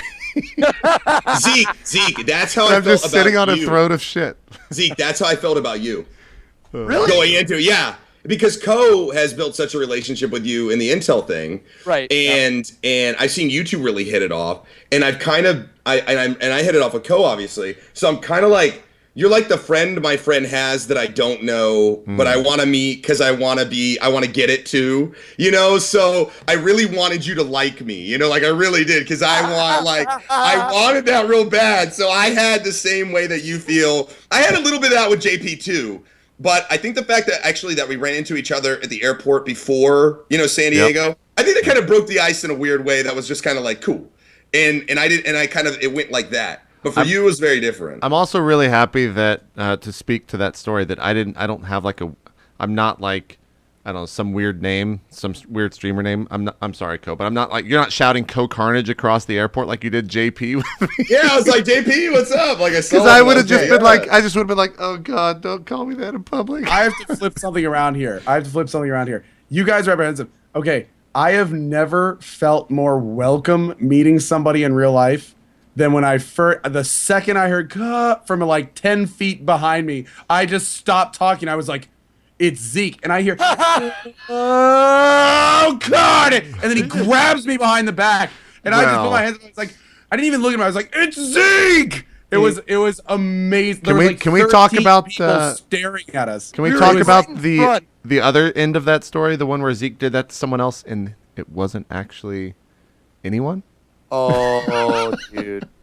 All right. I'm calling you out. I'm sorry. No, I love this story. Fine. I love this story. No, I told it. I told it on my broadcast today, and I'll tell it again. So we meet, like I said, first place we go. Joey Girl, who is another streamer, she and I have been friends since high school. So like the 4 people on Twitch that have been friends that from high school are me, Man vs. Game, DP, and Joey Girl. Like we've all known each other since we were sophomore, freshman high school. She calls me up. We're all down to drink. Get down here. I didn't know who was going to be down there. Tons of broadcasters, fans, viewers, all kinds of it was packed with people from Twitch. No idea. I thought it was going to be a little intimate drink. Have a drink. Get warmed up. No, it wasn't warmed up. You jumped right in the fucking fire. So I was pounding drinks with Tally. I was talking with Dan. Having some drinks. Giant Waffle was there. Like everybody was there. It was great. I was like, having drinks with everybody. And Cobalt was there, and eventually I got pretty. What's like the proper term for it? Like shithoused. Fucking wasted. There you go. I didn't know what level you were at, but shithouse is an appropriate. But level. I was pretty fucking wrecked. And I seriously came up to this guy who I thought, okay, hold on, I'll just do this first. Came up to this guy who was standing, minding his own business. And I came up to this guy and I went, "Hey, fuck you, hey, oh, fuck you," about like finger an inch from his face, middle finger an inch from his face. "Fuck you, dude. What do you do? It's good to see you, man. How's it going? It's nice to meet you." And he's like, "Who do you think I am?"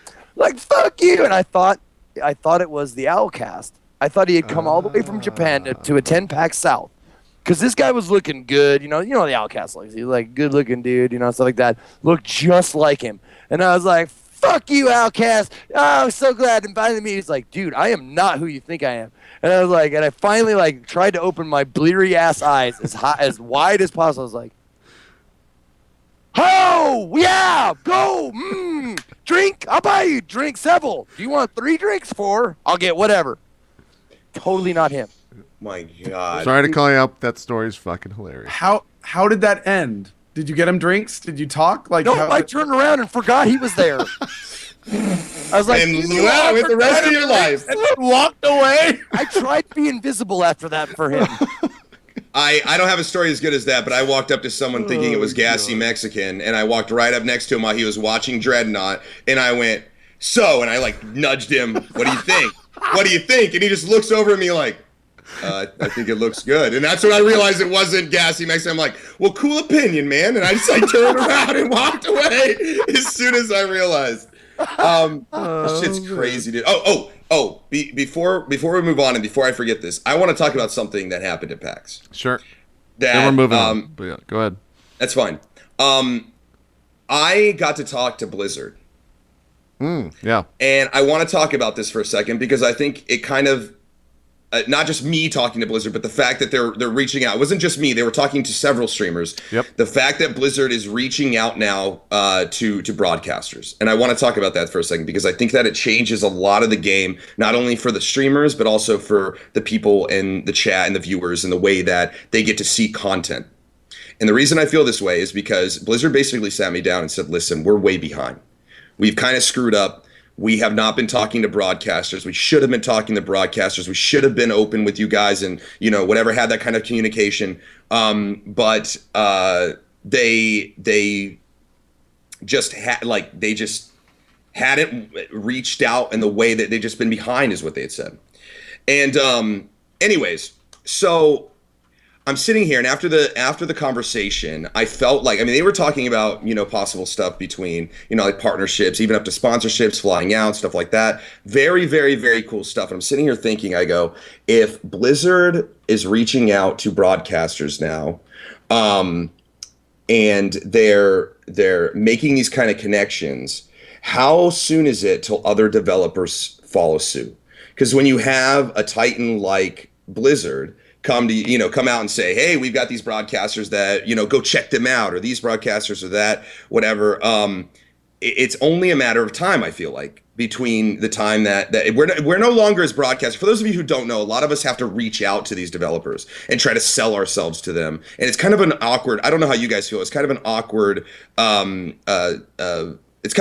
conversation because you're trying to tell this person how influential you can be and how cool you are without sounding like a total douchebag at the same time. So I think that what's going to happen now that Blizzard's starting to reach out to people, and all you guys are going to hear this, all you guys are going to, all the broadcasters are going to hear this stuff. I really think that other developers are going to follow suit. And then on top of that, I think that we're going to have way more opportunities as broadcasters to show you guys content early, or show you guys content that you may have had to wait otherwise for. And so I wanted to kind of talk about this and kind of throw it out there because I think that it was kind of an important thing that kind of happened, and behind the scenes. And Sure. and I want to be clear, Blizz has been in communication with people like Trip and Trump for ages. Yes, you're absolutely right. Somebody said in the thing, but this is the first time they're reaching out to broadcasters who don't stream Blizzard games. They're not streaming Blizzard games. Yeah, that's a good point. It's actually really interesting you say that because I was supposed to meet with one of the guys Ella meted with, but unfortunately I just never had time. But what was really interesting is he contacted me before and introduced himself as one of the community managers for Heroes of the Storm. And, he sent this really nice professional email. He's like, I want to talk about, what you're streaming and what you're doing and all this, here's the storm. And that's kind of my thing. And I replied and I felt horrible and I was kind of blunt. I was like, dude, I'm really sorry about this. But not only I have a Heroes of the Storm account because he'd offered to give me one. And I said, I don't play it. In fact, I've never tried it. I'm not a huge fan of MOBAs, and it's not really something I'm going to do on the channel. And I'm really sorry about that. And I never expected to hear back from him. He sent me back like a 2-page response, basically being like, oh, no, that's fine. We really enjoy your channel. We want to talk about your community, how you built it. We want to talk about other opportunities, things coming in the future. Like, all of this stuff. And I was just like kind of taken aback a little bit. Like they're very interested in getting in the trenches, so to speak, with Twitch. Not this kind of, on the sidelines, hey, let's just throw money at some people and hope it goes well. They want to figure out how it works, what doesn't work, and kind of really kind of get that kind of next level relationship, kind of like Sony's been doing to put. And I told them that. I said, look at what Sony did. And I kept referencing back to Sony. Sony didn't, despite what everybody likes to believe, Sony didn't pay us anything. They certainly, I don't know about anybody else, but they certainly didn't pay me anything. Yeah, Sony's been public. They haven't paid anyone yet. Yeah, they except for Arclegger tipping people. Go ahead. Yeah. And to be fair, Sony did compensate us for going out, playing their game and stuff. Now, they didn't compensate us for the time, which is, they didn't pay us for the time. Yeah. All they did was fly us out there, give us food, show us the game, and fly us home. That's it. Exactly. Anything any business person would do if they wanted to, we'll fly you out, we'll pay for you, set you up. But they didn't pay us like money to go and say good things about their game. Anyways, I kept referencing back to Sony. I'm like, look at H1Z1. They brought in broadcasters. They had them, and they had backlash. Heck, H1Z1 had a huge backlash at the beginning. Yeah, we talked about that last week. Look at that on Twitch, and look at its consistency. Well, it's a good game. It's a decent game. The developers has kept up. I'm not saying this is the only factor either. What I'm saying is that it was enough to make a logical connection between the two. I think that what Blizzard was honestly doing there is, if you look at, and this is something that happened in a post WoW world. If you look at like Diablo 3, Crip was their man, right? Like, this is someone that back in the day had 30,000+ people watching him do Diablo Inferno Hardcore. Like, that was one of the most, or the biggest non-esports streams of that probably year, I would say. I can't think of anything else big that year. Maybe that might have been the same year as Twitch plays Pokemon, or maybe that was later. Anyways, doesn't matter. And then you look at something like Hearthstone, which is literally a game that was built because of Twitch, right? The people that streamed that game made Hearthstone as big as it is, and then it got it out there. The word of mouth, or the word of stream, really pushed Hearthstone to the masses. I mean, you've got people that initially were streaming it and getting like numbers that we've never even seen on Twitch, and now 30K is a normal number that for a Hearthstone streamer to hit, and even higher than that. And then you look at Heroes of the Storm. Heroes of the Storm, for the technical alpha, the launch of that did pretty well. It probably hit 100K for maybe the first week, but since then, it's very rare to see it above 4,000 or 5,000 viewers on Twitch, and I think that's what a lot of it was for, is that they're looking for streamers to help push that game, and that's not a bad thing. Like, it's not like they're gonna pay people. At least I don't think they are. I don't know what their plans are. I can't speak for them, but they're looking for that growth that Twitch gave them for their other games, is the way I look at it, which is kind of what you're speaking to. So a lot of people are saying, like, selling out and stuff like that. I don't think it's anything like that. No. It's Really, I want to be clear real quick. That the whole you can't spell LO or sell out without LO, that's a running joke on my channel. Yeah, like that's I saw that you saw that, and then like they were not like banned, which I appreciate. I get it, but no, like I always joke about like, oh yeah, I'm selling out. Have you followed my Twitter yet? Have you got on my my YouTube? Are you subscribed? It's a big joke to the point where I'm getting an emote. We talked last week for hours about the sellout thing. Yeah. Like, it's it was a very discussed topic last week. Yep. But the thing is that if Total Biscuit goes, okay, and I use him because he's one of the most, he's known for really digging deep into games and just giving you the most honest opinion about them, right? That's what people love about him. If he gets flown out to Blizzard and he sits down in front of a game, they're taking a risk because he could sit down with their game and go, your game's absolute shit, and this is why. Boom, boom, boom, boom, boom, boom, boom, boom, boom, boom. Don't think just because we're being flown out to these places that somehow we have to have a great opinion of them. Right. I gave them so much shit over at Sony about some of the aspects of their game that they literally changed it just for me. Their jumping animation, I gave them I'm live on their stream making fun of their jumping animation. Yep. Jumping around because he looks like a girl. His hands came out. And I was like, hee, like this. And I was just making, fun of it. And then shit got changed. And it's kind of a weird, this is what's kind of interesting. I like to bring it up here because it's kind of an interesting change that's kind of happening here on Twitch, which is it's no longer us reaching out to developers. It's now developers coming to us, and then what that means for the viewers. And you know what? I think it's important that you guys keep us real, because I don't think, you don't think this is going to happen at a certain point where you're going to get big enough where, Blizz is going to fly you out and then all this stuff and everything. Keep us real, guys. If you think that we're like, getting out here and just like grabbing up the money and, just saying good things about every game, please, like, call me out, and I will definitely sit here and explain to you exactly why I said what I said. Whoa. Go ahead, Zeke. You don't speak for everybody here. I want my people to lie to me to make. Yeah, tell us we're the greatest. All day I'm right there with Zeke. Like, That's he lies. I'll eat that up. King Big Shit or whatever Zeke called me. I mean, that's like, tell me all day. I want to be able to help out these companies because I want to be able to produce the best games possible for not only myself, but everybody here on Twitch, And if I'm in a position to be able to do that for people and give an honest opinion and honest feedback that is constructive, I think that we should take those opportunities because it's way, I think in a lot of ways it's sometimes in a different way more effective than these early access bullshit run around loops that we've been going through with games, and it might open up to a whole new way to communicate with these people one-on-one, even through the communities, use me as a speaking voice for, something. It goes a lot of different ways. It's very interesting and very multi-dimensional. And I thought you guys might be interested to hear it. I think someone in the chat, and I want to move on to questions after this. Someone in the chat made a very simple statement. Pseudocom says, streamers are basically turning into real-time unbiased advertising. We're not turning into. That's literally what we are, guys. Like, streaming is advertising that is unbiased, 100%. If you think any game developer looks at it a different way, one, they're telling you a lie if they say that, and two, it's 100% false because that is what streaming is become, and it already is that. There's nothing turning into, it already is that. And I think that you guys need to be very aware of that when you watch streams. Not that we're trying to sell you a game, but this is basically advertising for a game that we're playing.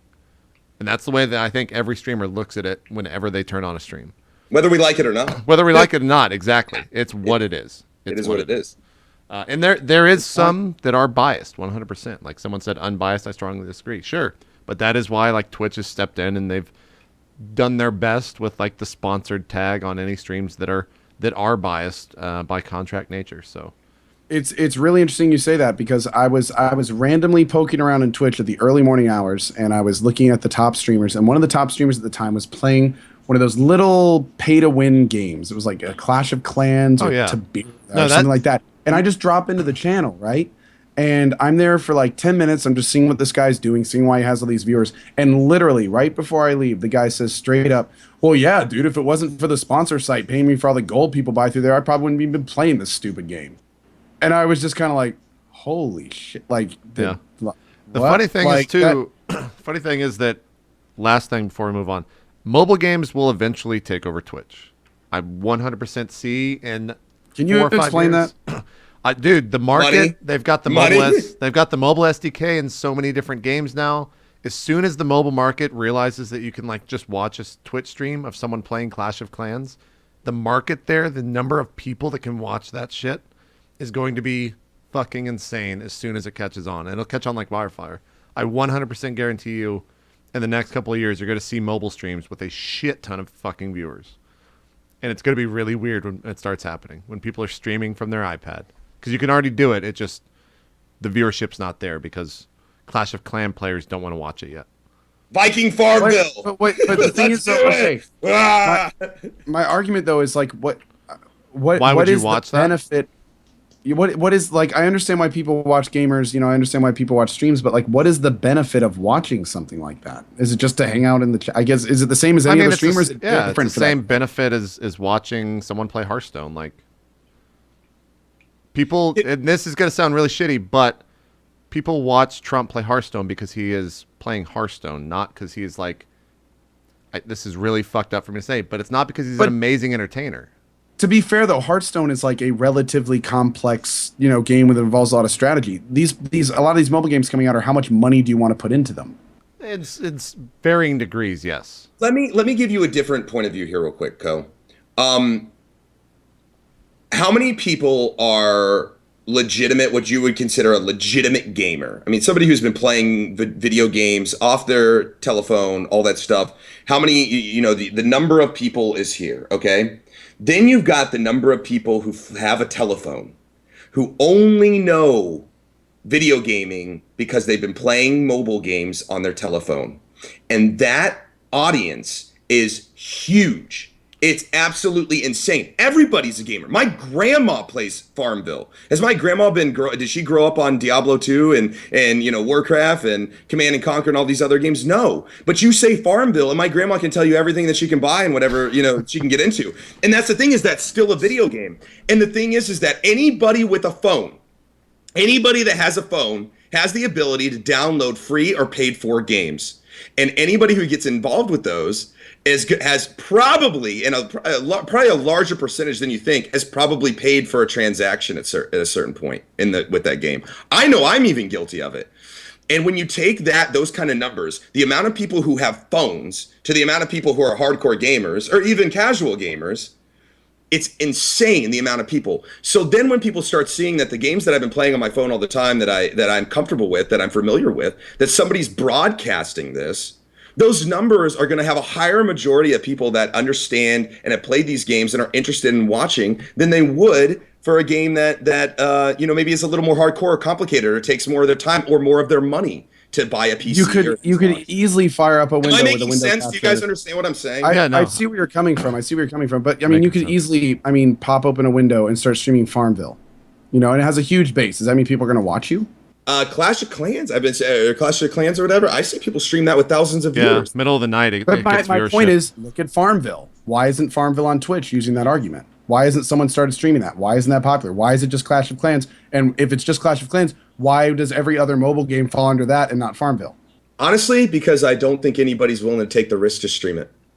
I think that people see right now that the games that are popular are the ones that are building bases of people and communities. And I honestly think there's a just like JP said, I don't know if I'm going to go as far as to say, JP, that's like the future of it. But I think that there's going to be I'm not saying it's the future. I just say you're going to see giant numbers come from the mobile world. And maybe to retract my statement to that is what I'll say. Okay. You mean two mobile games, right, JP? Mobile specific games?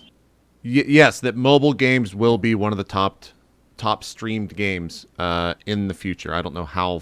I'm not going to put a number to that, but yeah, of course. And I think honestly, Twitch is. I guess this is a statement I don't even need to say, but like Twitch is hopefully counting on that, right? Like the mobile market's fucking massive. Like people are making $1 billion a year.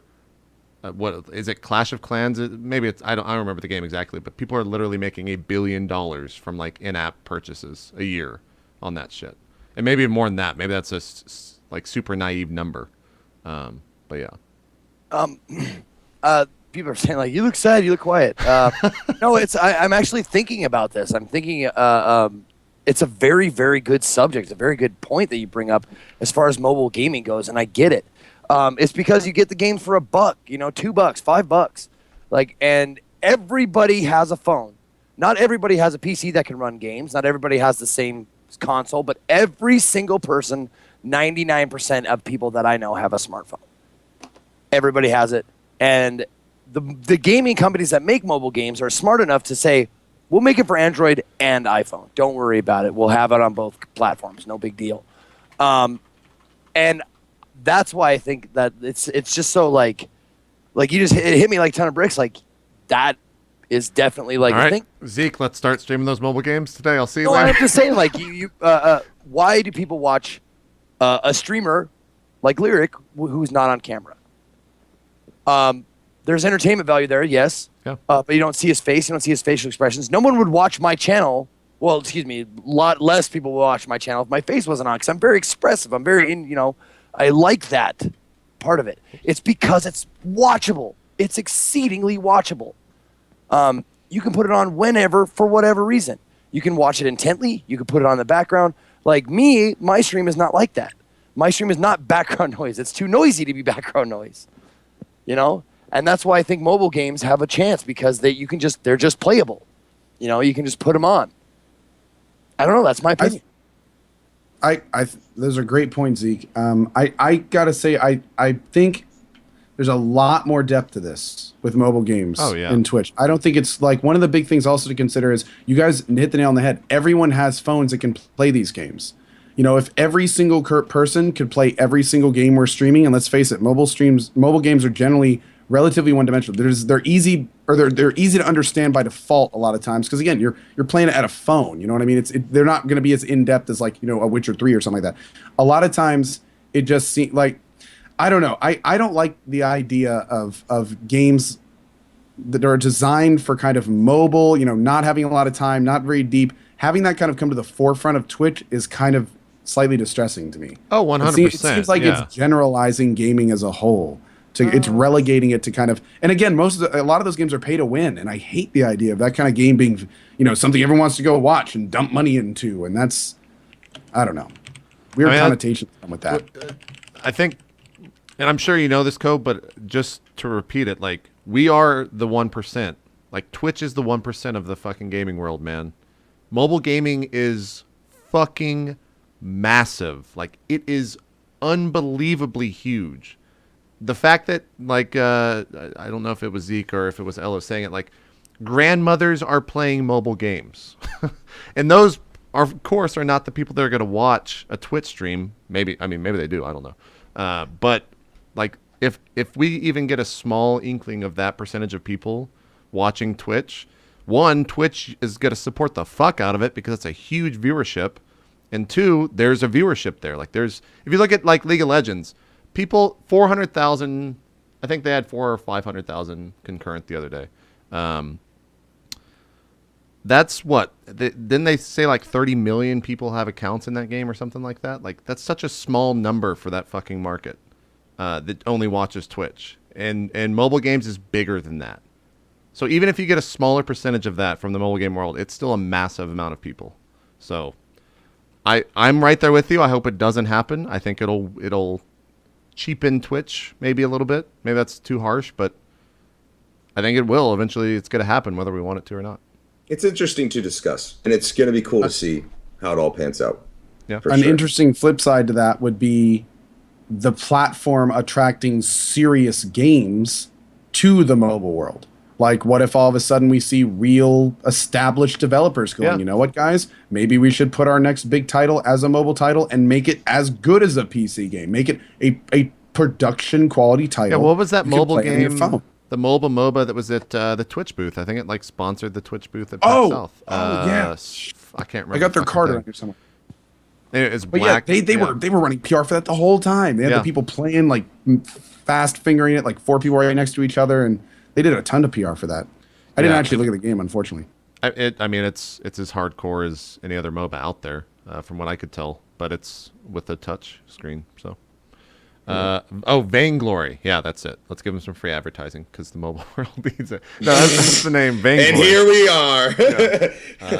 All right, giving them the platform they need. Exactly. Do you guys play mobile games? I do. I'm talking phone, not iPad games that you can get like. No, not on the phone. Not on the phone. I don't. That's what I play Frontier Rush or something. Or what is it? I play a couple ones. Nothing that I'm like doing all the time. But if I'm bored somewhere like the doctor's office waiting for Junie or something like that, I pull out my phone if I'm bored and start playing games on it. I mean, I'm a gamer. I'll get it anywhere I can get. I'm addicted. I'm like. Yep. You know, so if I got to get it from my phone, it's not where I would prefer to get it. But if that's the only place I can, I'll smoke those mids. Like, I don't care. There you go. I mean, I gotta say, like, on the plane, I tend to play if I'm flying somewhere, I'll play all sorts of games. I was playing the hell out of some. I guess it's a mobile game on a service called Craft the World. I was playing the absolute hell out of that game. Is that just like a Minecraft ripoff, or it's like Dungeon Keeper, Dwarf Fortress, Terraria, with a whole bunch of research and building. Like, it's kind of interesting now that I'm thinking about it. We were talking about relatively deep games on mobile platform. it was actually a relatively deep Oh, game yeah. on a mobile No, platform. that world's I constantly actually streamed evolving. it once too on the PC on that version. So Yeah. Wait, yeah, okay, give credit chat. where it's due. Ask chat. How many of you people have a game on your phone that you played? Probably a large percentage. Probably. Probably Exactly. all- Exactly. We'll All see. of them. We'll see here in about 30 seconds But when it okay, it's a catches very up. important question. Then follow up, like, would you want to watch that game on Twitch? Like, just because you have a free game you downloaded to kill time doesn't necessarily. Zeke, what do you want to say? If Bikeman streamed it, I Done. would. Bikeman. Oh yeah, John. I'm Well, saying there's Bikeman make podcasts watching out paint there. dry entertaining, Ella. I know. You're right. You're right. But the thing is that there's a majority of people out there, or there's a large portion of people out there that may have never seen Twitch, and that's the first thing they're exposed to. And Hello, they, you just they killed jump like in. 3 chats with that comment, for the record. There you go. With that question, like I have 3 chats open, they're all just gone. I Yeah, love we that. should have done a straw poll. Oh well. I'm Oh, so well. sorry. I'm the guest here. I'm just throwing shit out of whack. all I'm so good. sorry. I apologize. Let's do some user questions here. We're gonna only do a couple because I think, yeah, fuck, we are running a little bit late. All right. We all have the list, so feel free to just pull. I have one highlighted. Let's do it. Do it. This is a kind of an easy question, but I'm curious to see what your guys' answer is. What is your opinion? This is from Out of Order Show. What is your opinion on your official profession title? Broadcaster, gaming enthusiast, critic, host, etc. It depends on who I'm talking to. If it's a layperson, I just say that I make videos on the internet, and then they think I do porn, and I'm just like, yeah, thumbs up. I Go ahead, Ella. I've kind of adopted I'm an internet personality, is what I say. I'm an internet personality. If they want more in depth than that, then I'll give it to them. But I mean, that's pretty much what it boils down to. And you're an internet personality.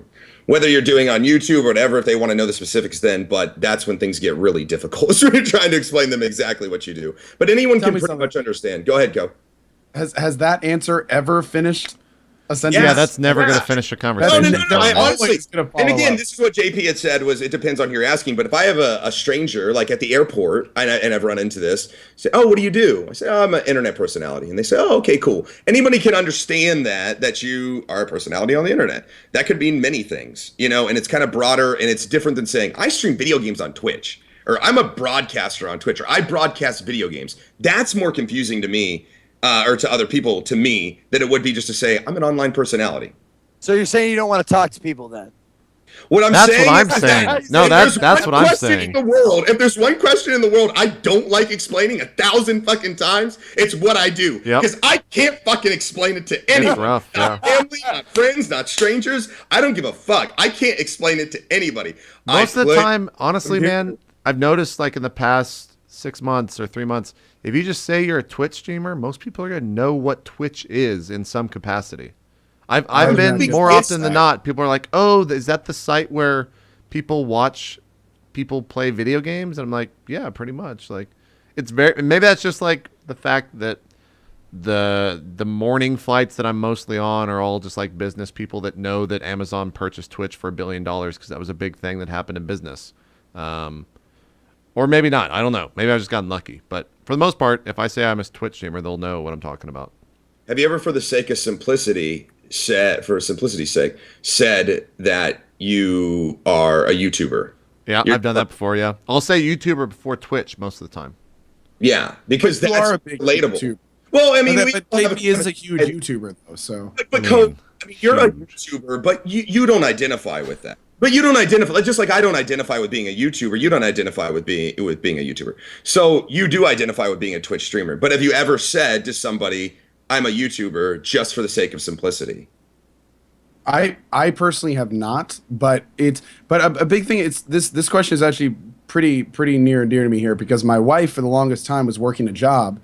And everyone had all sorts of questions like about because she made a lot of friends there about what's your husband do, oh what's that, and so we would have discussions all the time like what do I tell people that you do is what we came to the conclusion on all sorts of different things.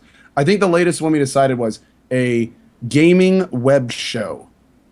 I think that was the last one that we came to, and that one seemed to have That kind of answered all the questions. You know, what does your husband do? He runs a show on the internet about gaming. So And does people he can do subscribe porn? to his channel. Oh, about gaming. Okay, Yes. you bring that No, up. he does do porn. but Dude, that's people a go to the different- porn card so quick on when you're just like videos and internet. People are just like porn, right? Wait, wait, You so, do porn. so many of Twitch streamers like myself are also professional pornographers. So Exactly. it makes sense. Yeah, actually, that's not far That's off. why Cohh shaved his head. It wasn't because he got he needed for a to do role. People For who, his- for a role. who were YouTubers first. I was actually in porn first. Then I came to Twitch.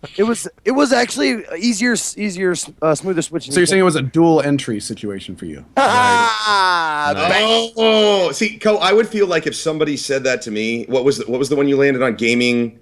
Gaming A show. gaming web show. See, now, runs a gaming web show. I would see you like Bob Barker on the thing like like That's 'cause you're "Come on you, down," man. so you know, To like the it runs- layperson, I mean, You don't think that some people can see that? Like I'm a no, gaming if you show- saw Well, but it's someone the that looks show. like Cohh, you don't fucking think that he's Bob Barker on a fucking thing. You I'm know? insulted. Listen, after I watched Drew Carey host, you know, Drew pretty Carey much doesn't have a mohawk or a giant beard. Like, that's the same for all of us. but man. it's a personality, man. Once you, I don't know. I say internet broadcaster. Yeah. I've used that too. broadcaster. I've used that too quite a bit. I've used that one personally before. Yeah. Yeah. If I'm really tired, I just don't say anything and keep going. That's Why don't we just start saying we're in porn? Then everybody would just leave us alone. now you know why I say porn all the time. Fuck. Oh, you do figured you out- really? I've said porn to people multiple times, and depending on their reaction, I'll either be like, "Nah, I'm just kidding. I stream," or if they're like into it, I just go with it. It's fun. You just lock eyes and go from there. It's fun, man. Being on the Hang plane, to the- being on the plane, talking to like a straight edge businessman wearing a suit. Like, yeah, I do porn. That's what My I do. husband brings in all the money. Yeah. It happens. It happens. well as various- Next question. Captain Tryhard. Bunch of exposition. He says, what do you feel is a good way to make a viewer feel welcome / appreciated / like or like they want to return when they start to view your broadcast? I like this question. Talk to them. What number is that? Dick pics. You share your Lots of Snapchats. Yeah. Pick 'em. No. Go ahead, Coco, Will. you've got a. No, you go. No, you go. Okay, What What listen. number is that? The list. I'll find it. Hold on. Thank you. 117. Thank you. That's an interesting question because at a certain size, there are some people that are going to slip through the cracks. There's going to be more people that slip through the cracks than you're going to be able to give personal attention to.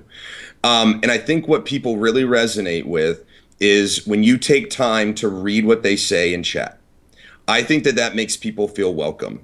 And I think that it's shown that over a lot of time with very interactive streams. People tend to gravitate towards interactive streamers over people who don't interact for that very reason. Because when that streamer looks over and says, you know, Rythox, what's up, man? Hey, JP, where can I find blah, blah, blah, blah, blah, blah. That guy goes, oh, man, oh, shit, I was part of that broadcast. This is the first time for a lot of people where they're able to look at the entertainment that's being placed in front of them, and then then become part of it. When we watch TV, no actor's looking at us going, oh, Ellaheim says blah, blah, blah, blah, blah, blah in the middle of their movie or show or whatever. In radio, that certainly doesn't happen. In a Broadway play, that certainly doesn't happen. But here, it happens all the time. And I think people really resonate with that. So I think when you make people feel welcome is when you recognize them and when you give them the time to say, hey, I see you. You're here. I'm acknowledging you. I'm a person. I'm live. And I think that even goes as far. I agree 100% what you're saying, but you can see the extreme, and it's not even an extreme standard of that because it's so fucking common. When you get to some of these bigger channels, the only way to communicate with the streamer is by tipping them. And then that's how you get your message read. So like even having that on your own channel, even just interacting with them no matter what size of channel you are is an amazing way to, I think, keep a viewer around.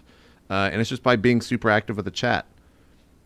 If you're like a variety streamer, if you're like one of us on the show who just streams to a lot of people and you're having a conversation with the chat, that's the best way.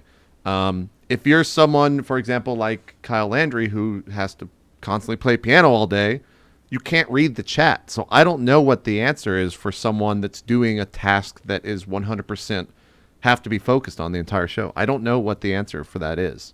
But for like us, community-focused streamers, it's just interact with the chat constantly and generally be nice to people, which is one I'll fucking do not very well sometimes. I'm just a dick sometimes to my chat, which will happen if I get pissed off in a game. That's probably like one of the harder things that I find. But Co or Zeke, do you guys have any other methods, which sounds really gross?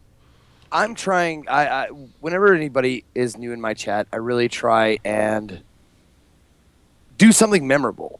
That's why I do that. There's a dual purpose why I do that stupid gimmicky raid thing when people raid my channel. It has a dual purpose.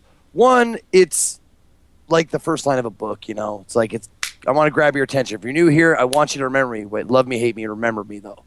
And two, hopefully, like you kind of enjoy like the fucking show of it all. The gimmick of it all. Join me in acting like an idiot. Yeah. And I try and do that to a smaller degree to people who are first in the channel, like people who say hi for the first time, whether it be like make fun of their screen name or mispronounce it or whatever. Just try and do something memorable for them so they feel like, oh, he did this when I came in and said something for the first time. And of course, you can't catch everybody if you have a bigger stream, but you do try. Like at least I do. I try, and especially with people who are there for their very first time, I really do try and say their name out loud so it comes out of my mouth. Say like, hey, what was it? Ben likes farts 32. Was that your? Yeah. I'm gonna make that Ben likes username farts after 32. this. I like farts too, buddy. Let's all sniff them together. All right, and then that's his hello, and then I move on. Yeah. Yep. Co. Yeah.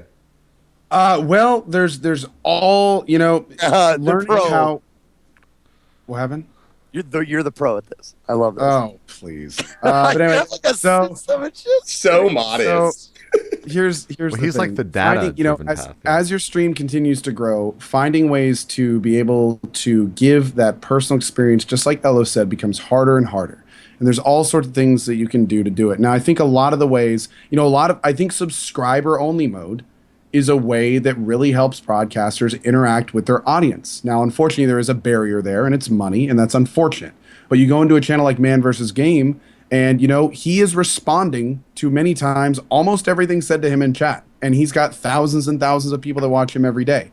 If we get like 10K plus people in my channel, which very rarely happens, but does every so often, frequently I'll switch over to sub-only mode. Just because it gets to a point where I can't read what anyone's saying and my level of interaction starts to fall to a point where I don't feel I'm giving the people that are even giving me money per month the amount of attention they deserve. Another thing we do on my channel, we pioneered something called the hello queue. So every morning when people come into my channel, they can type my little hi emote. That adds it to a list in a program I had made that, people can only get in it once per day or once per reset. And that lets me say hi to every person that comes into my channel in the morning. Now, unfortunately, I started doing that and it got to the point where I was saying hi for 25 minutes. Yeah. And the last time that I did a public hello queue, it took 38 minutes of literally me reading names on a thing. So I have had to flick that over temporarily to sub only for the hello queue. But we have, the same guy who made it is now working on a way so people that have a high amount of tokens, which are my channel currency, will also get on that list. So you don't have to necessarily pay, to get that on there. But really, it's one of those things where, I think the best ways for broadcasters to be able to keep that level of interaction up with their community, I think most of those haven't even been made yet. I think that we're on the razor's edge of Twitch, and Twitch is very still new. And, ideas that people have, go out and find a programmer, get it made. I have right now 4 different programs in process of being made that will facilitate me interacting with my audience. The only reason that I'm doing that is because I want to make sure that the people watching me feel somewhat, involved in the show. Another thing that Elo touched on that I say all the time on my show is, I always say television, internet, streaming. And what does that mean? It means first there was TV, then there was the internet where you get to kind of decide your entertainment. You're going out, you're clicking the mouse. TV, the first one, it was kind of entertainment was given to you. You just sat there and basically accept it outside of choosing what channel to watch. But now that we have streaming, this is the next evolution of entertainment. This is you deciding what's going on in the show you're watching. You have, in many cases, not all cases, but in many streams, what you say in chat can influence the entertainment for everyone watching. And that's a huge new world for this stuff. So being a part of that and being on the cutting edge like we are means that we're kind of figuring out the best ways to do this too. It might be a hello queue. It may be sub mode. It may be something I've never even thought of. But getting that individual feeling to where every person feels connected to what you're doing, I think is the most important way to go about really making that viewer experience be the best it can be. Yep. I want to throw this out there too. Something I try to do is never use I. I am doing this. I do this. I do this. I am constantly saying, guys, let's do this together. Us, we, all the time. If I'm going to go around that corner, no, it's not weird for me at all. No. I mean, like, isn't that weird how you automatically do? Oh yeah, I'm like, guys, let's go do this shit. Let's go shit up. We're going in right now. You know, oh, crap, it killed us. Yeah. Still alone. Yeah. Yeah. And that's just the way, because like I said, when I sit down, I see a bunch of people on the couch next to me with the controller. They're yelling out, do this. I'm like, I'm doing it. We're going in, you know, that kind of thing. When I take away me and I make it more plural, I make it more about everybody in the community and our interaction together and our experience together with this video game. I think that makes it so much more enjoyable for them on a very casual way, a very like subtle way that people maybe don't necessarily think about, but I think that they get it and they feel it. It's very true. It's very true. Biggest thing I took away from that is that someone said, Big Rabbit Ferret said, it's like paying $5 for Senpai to notice you. I don't know if I'm okay with that. That's why I love this show, because people are actively talking about things like that, which they should be, because it is a little bit weird how it's becoming that. I have to say, you know, anytime I talk about sub only, I feel the same way. But there's two sides to that. There's two sides. People also have to keep in mind, subscribers are why I can do this every day. The people that choose to go that extra mile and give me $5 a month are the reason that the people that don't get this entertainment every day. Yep. If there's a situation where it's either my decision, if I can either not do it or do it in sub only, like my hello queue, for instance, I mean, at that point, you really have to go, okay, I have to be, you know, it's not that you're being hired by your subs, but you have, if they're giving you $5, I know I personally work to give as much possible value to those people as I can. So any opportunities I see where I'm like, yeah, you know what? I wasn't going to do this, but maybe I could do it for my subscribers or something like that. That's something I really consider, because again, it's my life and this is my dream job. I'm even though there's 5,144 of them right now, every single one of those people is important to me to make sure that they're having a great time here. So I'm going to go the extra mile sometimes, and I hate saying it, sometimes not be able to do things for people that don't have that red C by their name, to make sure that the people that do have a great and memorable experience. I love analogies, so I'm going to make another one. Is it about apples? Can it be about apples? Fuck you, orange people. I promise you. No, I just thought of this. It's like, okay, everybody can go see, you know, the guys who dress up all or spray paint themselves all silver, and they're just statues, right? They're just human statues until someone puts like a tip in their cup, and then they do their robot thing, and then they're down again. It's like, that's how I feel like. It's like everybody can look at the statue, but if you want a little bit extra, that's on you, man. You know, I honestly started doing the donation thing for a much more practical reason. Because what was happening, what it got to was somebody would donate to me and I didn't have the on-screen notification, and they would go check your PayPal. And so I have SMS. I have to have PayPal send me a message on my SMS, and then I have to take my SMS, and then I have to go, and go. This is exactly what I told JP in the taxi at San Diego. You know, then I have to go to my PayPal and say, oh, thank you so much, so-and-so, and then I close it, or, you know, 5 minutes goes by, it logs me out, somebody else donates and says, check your PayPal, man. And you don't want to tell these people no, because they're the people that gave you however much money. It could be $100 donation. You're telling the guy, no, I'm not going to go check it. So it became more of a practical thing for me to be able to have that pop up on screen right away, so I can say thank you to that person and continue on with what I'm doing. Because the last thing I want to do is treat the guy that they gave me $5, you know, with nothing but disdain or ignore that person, that kind of sucks. So it was a much more practical decision for me to have that on-screen notification. And I try to keep it very compact, very out of the way. I try to be very brief with my thank yous. And I try to get right back into the gameplay or continue the gameplay while it's going on, because that's fucking annoying for me whenever I'm watching a stream and all of this, it's just thank you so-and-so, thank you so-and-so, thank you so-and-so. I'm just like, oh my God, I fucking hate this. I get it. But at the same time, if you're out there and somebody gives you if somebody walked up to the street and gave you $5, tell me you wouldn't say that thank you to that person or take a second to say thank you. So it's a very fine line, and it's very hard to balance. And I think we're still figuring out how to, Yeah, well, 100%. Like, every single day someone's doing something new on Twitch that will become the fucking standard. Well, maybe not that often, but there are a lot of things that are happening on Twitch very frequently that will eventually become the standard. For example, I'm trying to think who was like, I guess Lethal and Man were probably some of the two bigger streamers that went sub-only mode. And now it's kind of becoming a standard for the most part. Some people are still very against it, and those people, like, that's a fight that's never going to really have an end to it. Wait, what was this that you're talking about? Sub-only mode chat. Like, I was just talking about people that are doing things on Twitch that are becoming the norm. Like, sub-only chat is a very common thing once you get above a certain point.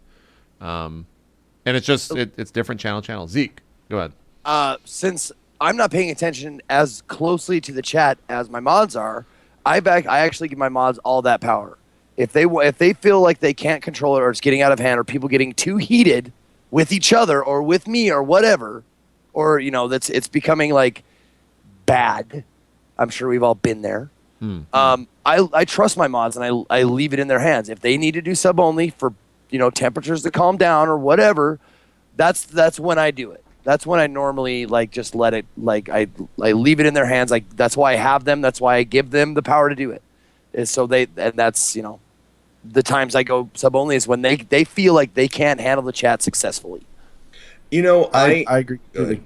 Yeah, I think has kind of recently been adopting the sub only thing. Well, Lil Renee actually just said a really good point too.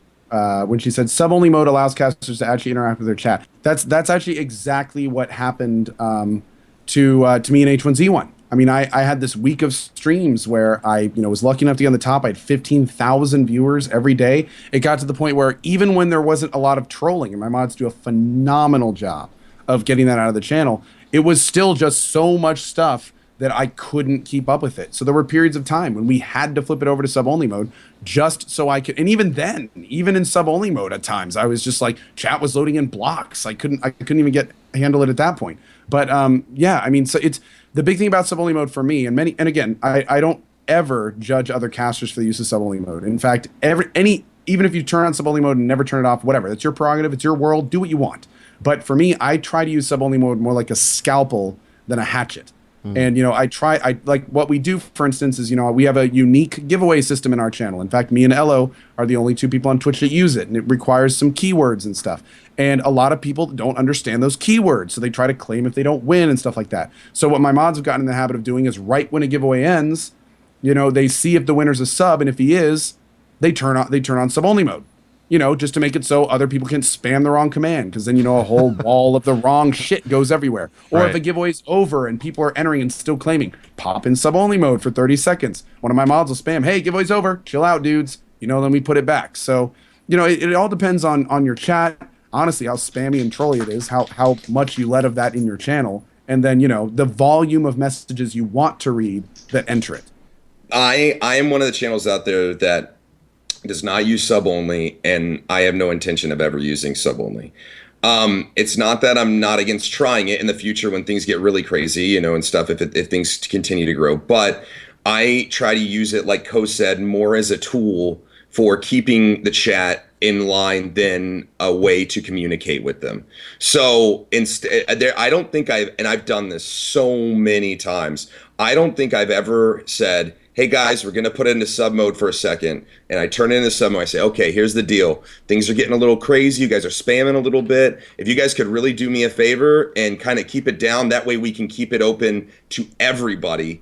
I would really prefer that, because I hate sub only mode. So if we can keep it cool, then I'll go ahead. We'll try it, and we flip it back on, and the chat gets calm again, even with 17,000 people in there. You know, I can do that, and they almost always police themselves. I've never had to go, okay, well, you guys couldn't behave yourselves, so here we are. Now it's sub-only mode. So that's how it works with me, but I don't ever judge other people. That's kind of the same thing that we do here on the channel. I will never... Well, that's not true. I will very, very rarely put it in sub-only mode myself. I leave that up to the mods themselves. So, like, if it's getting out of control, we have a smaller mod team around here, then they'll put it in sub-only mode. But it rarely... I can only count of maybe 5 instances in the past 6 months where it's happened. But that's also the result of just being... The chat is heavily moderated. Like, people are super... Most of the time, if anything negative gets through in chat, it is... immediately banned when someone says something even more negative. Like there's I kind of took the lethal frag stance. You can say whatever you want in chat, but don't be a dick. That's kind of where, like, that's probably the best way I think chat should be handled. You can say anything you want in my chat, pretty much, as long as it's not racist or homophobic. Exactly. And totally hateful. As long as you put a Kappa face. You can say pretty much whatever, as long as you put that Kappa face. I hate how Kappas... Then I know that you're joking. So I hate how Kappas generally become... Like, we have subs in here that I just fucking... I'm sorry, but they piss me off so fucking much where they say something really just rude as shit, and then they put the Kappa and it's all better. No, man, you're just a fucking asshole. I hate that. It's not a free pass to be a dick. I kind of just like, listen, I've said worse to people, and, you know... And I'm the same way, man. I'm the same way. Okay, you know, my rule is... usually people don't get timed out. The biggest, like, and I don't know if it comes from just being on stage, but, like, I have timed people out more often for being unoriginal than for that's being true. mean. Yeah. I will time people out for, like, that's a stupid joke. Get out of here. Yeah. I've heard it a million times. You're done. I ridicule viewers like that for sure. If they say something stupid in chat, like, I'll give them a little bit of attention wrongfully. It's not a good way to do it, but you can get away with so much, like, hate in my channel if it's funny. Right. You know? And yeah, most of the time, if it is a funny comment, even if it gets timed out, I'll still read it because it's fucking hilarious most of the time. But there's also one small thing I do want to point out right now is, you know, there's been a lot before the Kappa spam. Thanks, Elo. There was a lot of interesting discussion about the different things that we were talking about with sub-only mode. And one of the things I do want to kind of point out to people is, you know, a lot of streamers, including myself, would love alternate methods to slow down or authorize people in chat that don't involve money. And as you guys know, I mean, I have an entire token system based in my channel to include people into this discussion that can't pay money. Some of my longest term viewers have never donated $1 to my channel, and that's more than okay. So the things that I want to keep in mind is, if one thing that I'd love to see Twitch introduce is some kind of like almost like an MRC voice system where we could choose, like, based on other merits outside of money, say in my channel, tokens. You know, if I could have a token chat where if you had X amount of tokens and you could talk in my channel and it had nothing to do with money, I'd never use sub-only mode ever. It's the kind of thing where a lot of casters, including myself, are kind of limited because one of the only ways we can sort our chat right now is sub-only or not sub-only. Yeah. That's it. It's very true. I mean, and that's really it. And I mean, we can use some tools to, you know, like some Nightbot has some clearing issues and some bandwidth stuff, you know. But at the end of the day, it's too hard to maintain. It doesn't really work well. Like, I was talking to. Oh, we hit the 4-hour limit. That's why we need to end the show. Turn your cams back on. It should just pop back in. Okay. This is when I never come back, right? Just like the D&D. Yeah, probably. But we're ending here in a sec, so. Okay. But anyway, my only point is, you know, I talked to some of the Twitch guys at PAX. They have some really interesting things coming. Hopefully some of the stuff to address this kind of thing. But just understand that, you know, we're very limited. Again, Twitch is very new. We're on the cutting edge. Even people are saying slow mode. Slow mode doesn't do anything when you have 15,000 people in the channel. I'm sorry. It's useless. It doesn't matter if one person, when you have that many people trying to talk at once, it doesn't work too well. But yeah, at the end of the day, hopefully more options will come soon. And it would be nice if we had more ability, even if it was just giving non-subs the ability to talk in sub-only mode with a VIP marker next to their name or something. Like some kind of way we could bring in non-subs into sub-only mode. That would be amazing. And yeah, hope to see it soon. All right. We need to wrap up the show. I'm going to give you guys a call back because for some reason, this is new with Skype. Apparently, if you like just They figured out that people could just turn their cameras back on when you hit the 4-hour limit. Yeah, it's like dark. But JP, now it's do I like need darker. to buy you a freaking Skype license. It's like Okay. all darker. $5, dude. No, I have a Skype license. It doesn't matter what call. 4 hours, it ends. It ends 100%. Oh, Like the Okay, so Skype we're- license was originally for. There it goes. Now just brightened up. Whoa, hey. What the fuck was that? I still don't see you guys. I don't see you, JP, and I don't see you, Co. Okay, I let me. can- It's okay. I don't have to see you, but I'm gonna shut up. I'll call you guys back right okay. here. Okay. There we go. Fucking Skype. I swear to fucking God. It's my own fault though. Okay. Zeke, I booted your other. There we go. Okay. Definitely just rated that call as a 1-star, Skype bastard. There you go. There you go.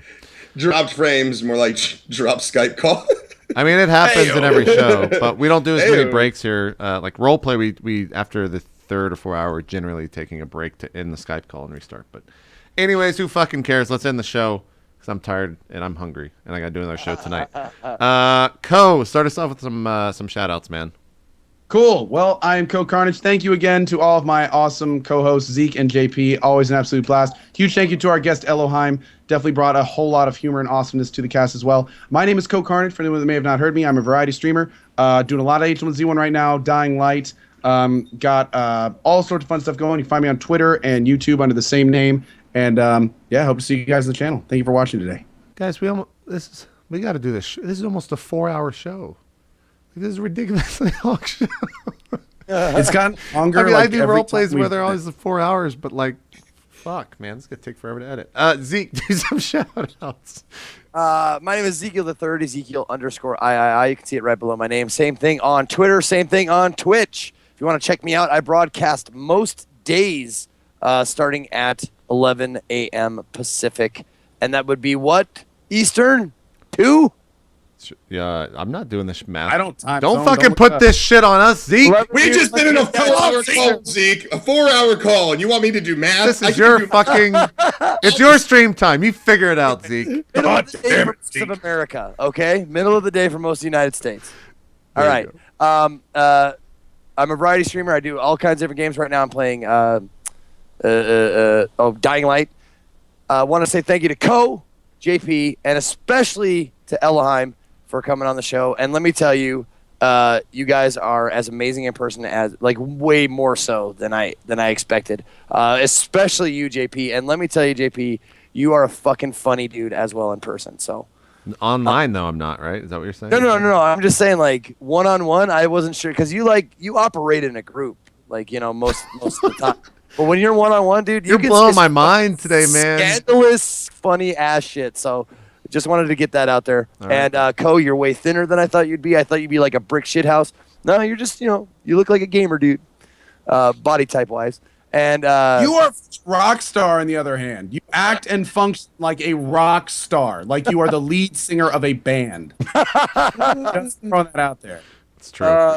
And then, of course, we were talking about this before the show. I was flabbergasted that you never invited me to role play with you, but I realized that we had only known each other in person for 5 days. So It's kind of that's crazy, it. I'm man. done. There you go. Thank you, Zeke, for the new nickname of King Shit. I like it. I know. My chat loves it. So King Shit JP will live on. King Shit JP. All will live on. hail, all hail. Hello, thanks for being on the show, man. It's your time. You've got the thing, the pedestal to stand on. So do some shout outs, man. Listen, I am so thankful to be on the show. Thank you guys for having me on. I had an absolute blast, and thank you, chat, for coming out and watching. I just am so thankful. I had an absolutely great time. I am Elohim. For those of you who don't know, I'm now a Farmville streamer. I Nice. start at 3 a.m. to 4 a.m. in the morning Eastern. You got to get up time. early, man. Farming work is tough. Yeah, man, you got to wake up early, get my milk, you know, and my biscuit, and then hit the fucking farm. No, I stream really ridiculously early in the morning, like 3 or 4 a.m. Till about 10 to noon. If you guys haven't heard of me, don't worry about it. I'm totally cool with it because I stream absolutely ridiculous hours. If you guys are interested in coming by the stream, you guys are more than welcome to at any time whenever I'm broadcasting. And any of my social media, if you guys are interested, is all on that channel. So I don't feel like I have to throw it out at you guys. But thank you guys again. Thank you, Co. Thank you, JP. Thank you, Zeke. I hopefully in the future we can do it again. I had such an incredible time, and thanks again to the chat. So appreciate it, guys. Awesome stuff. All right, guys, we'll be back next Wednesday as we always are. I don't think we've locked in a guest next week, but pretty much PAX South was like, hey, I want to come on Drop Frames from like every broadcaster. So we've got a long list of guests lined up. We just got to put them in order, and we'll let you guys know who's coming on next. But yeah, make sure you submit your questions. Actually, no, don't submit questions because we're going to clear it. Did we decide? Are we clearing it each week, Co? Is that what we're gonna do? I think we're gonna figure it out after the cast. Are we gonna, yeah, that's a good idea. Good idea. We'll talk about it in the Skype group. Okay. Figure out what we want. Sounds good. We'll let you guys know. Don't. I'll submit report questions, back immediately. All right, we're out. We'll see you guys later. Have a good one. Bye bye.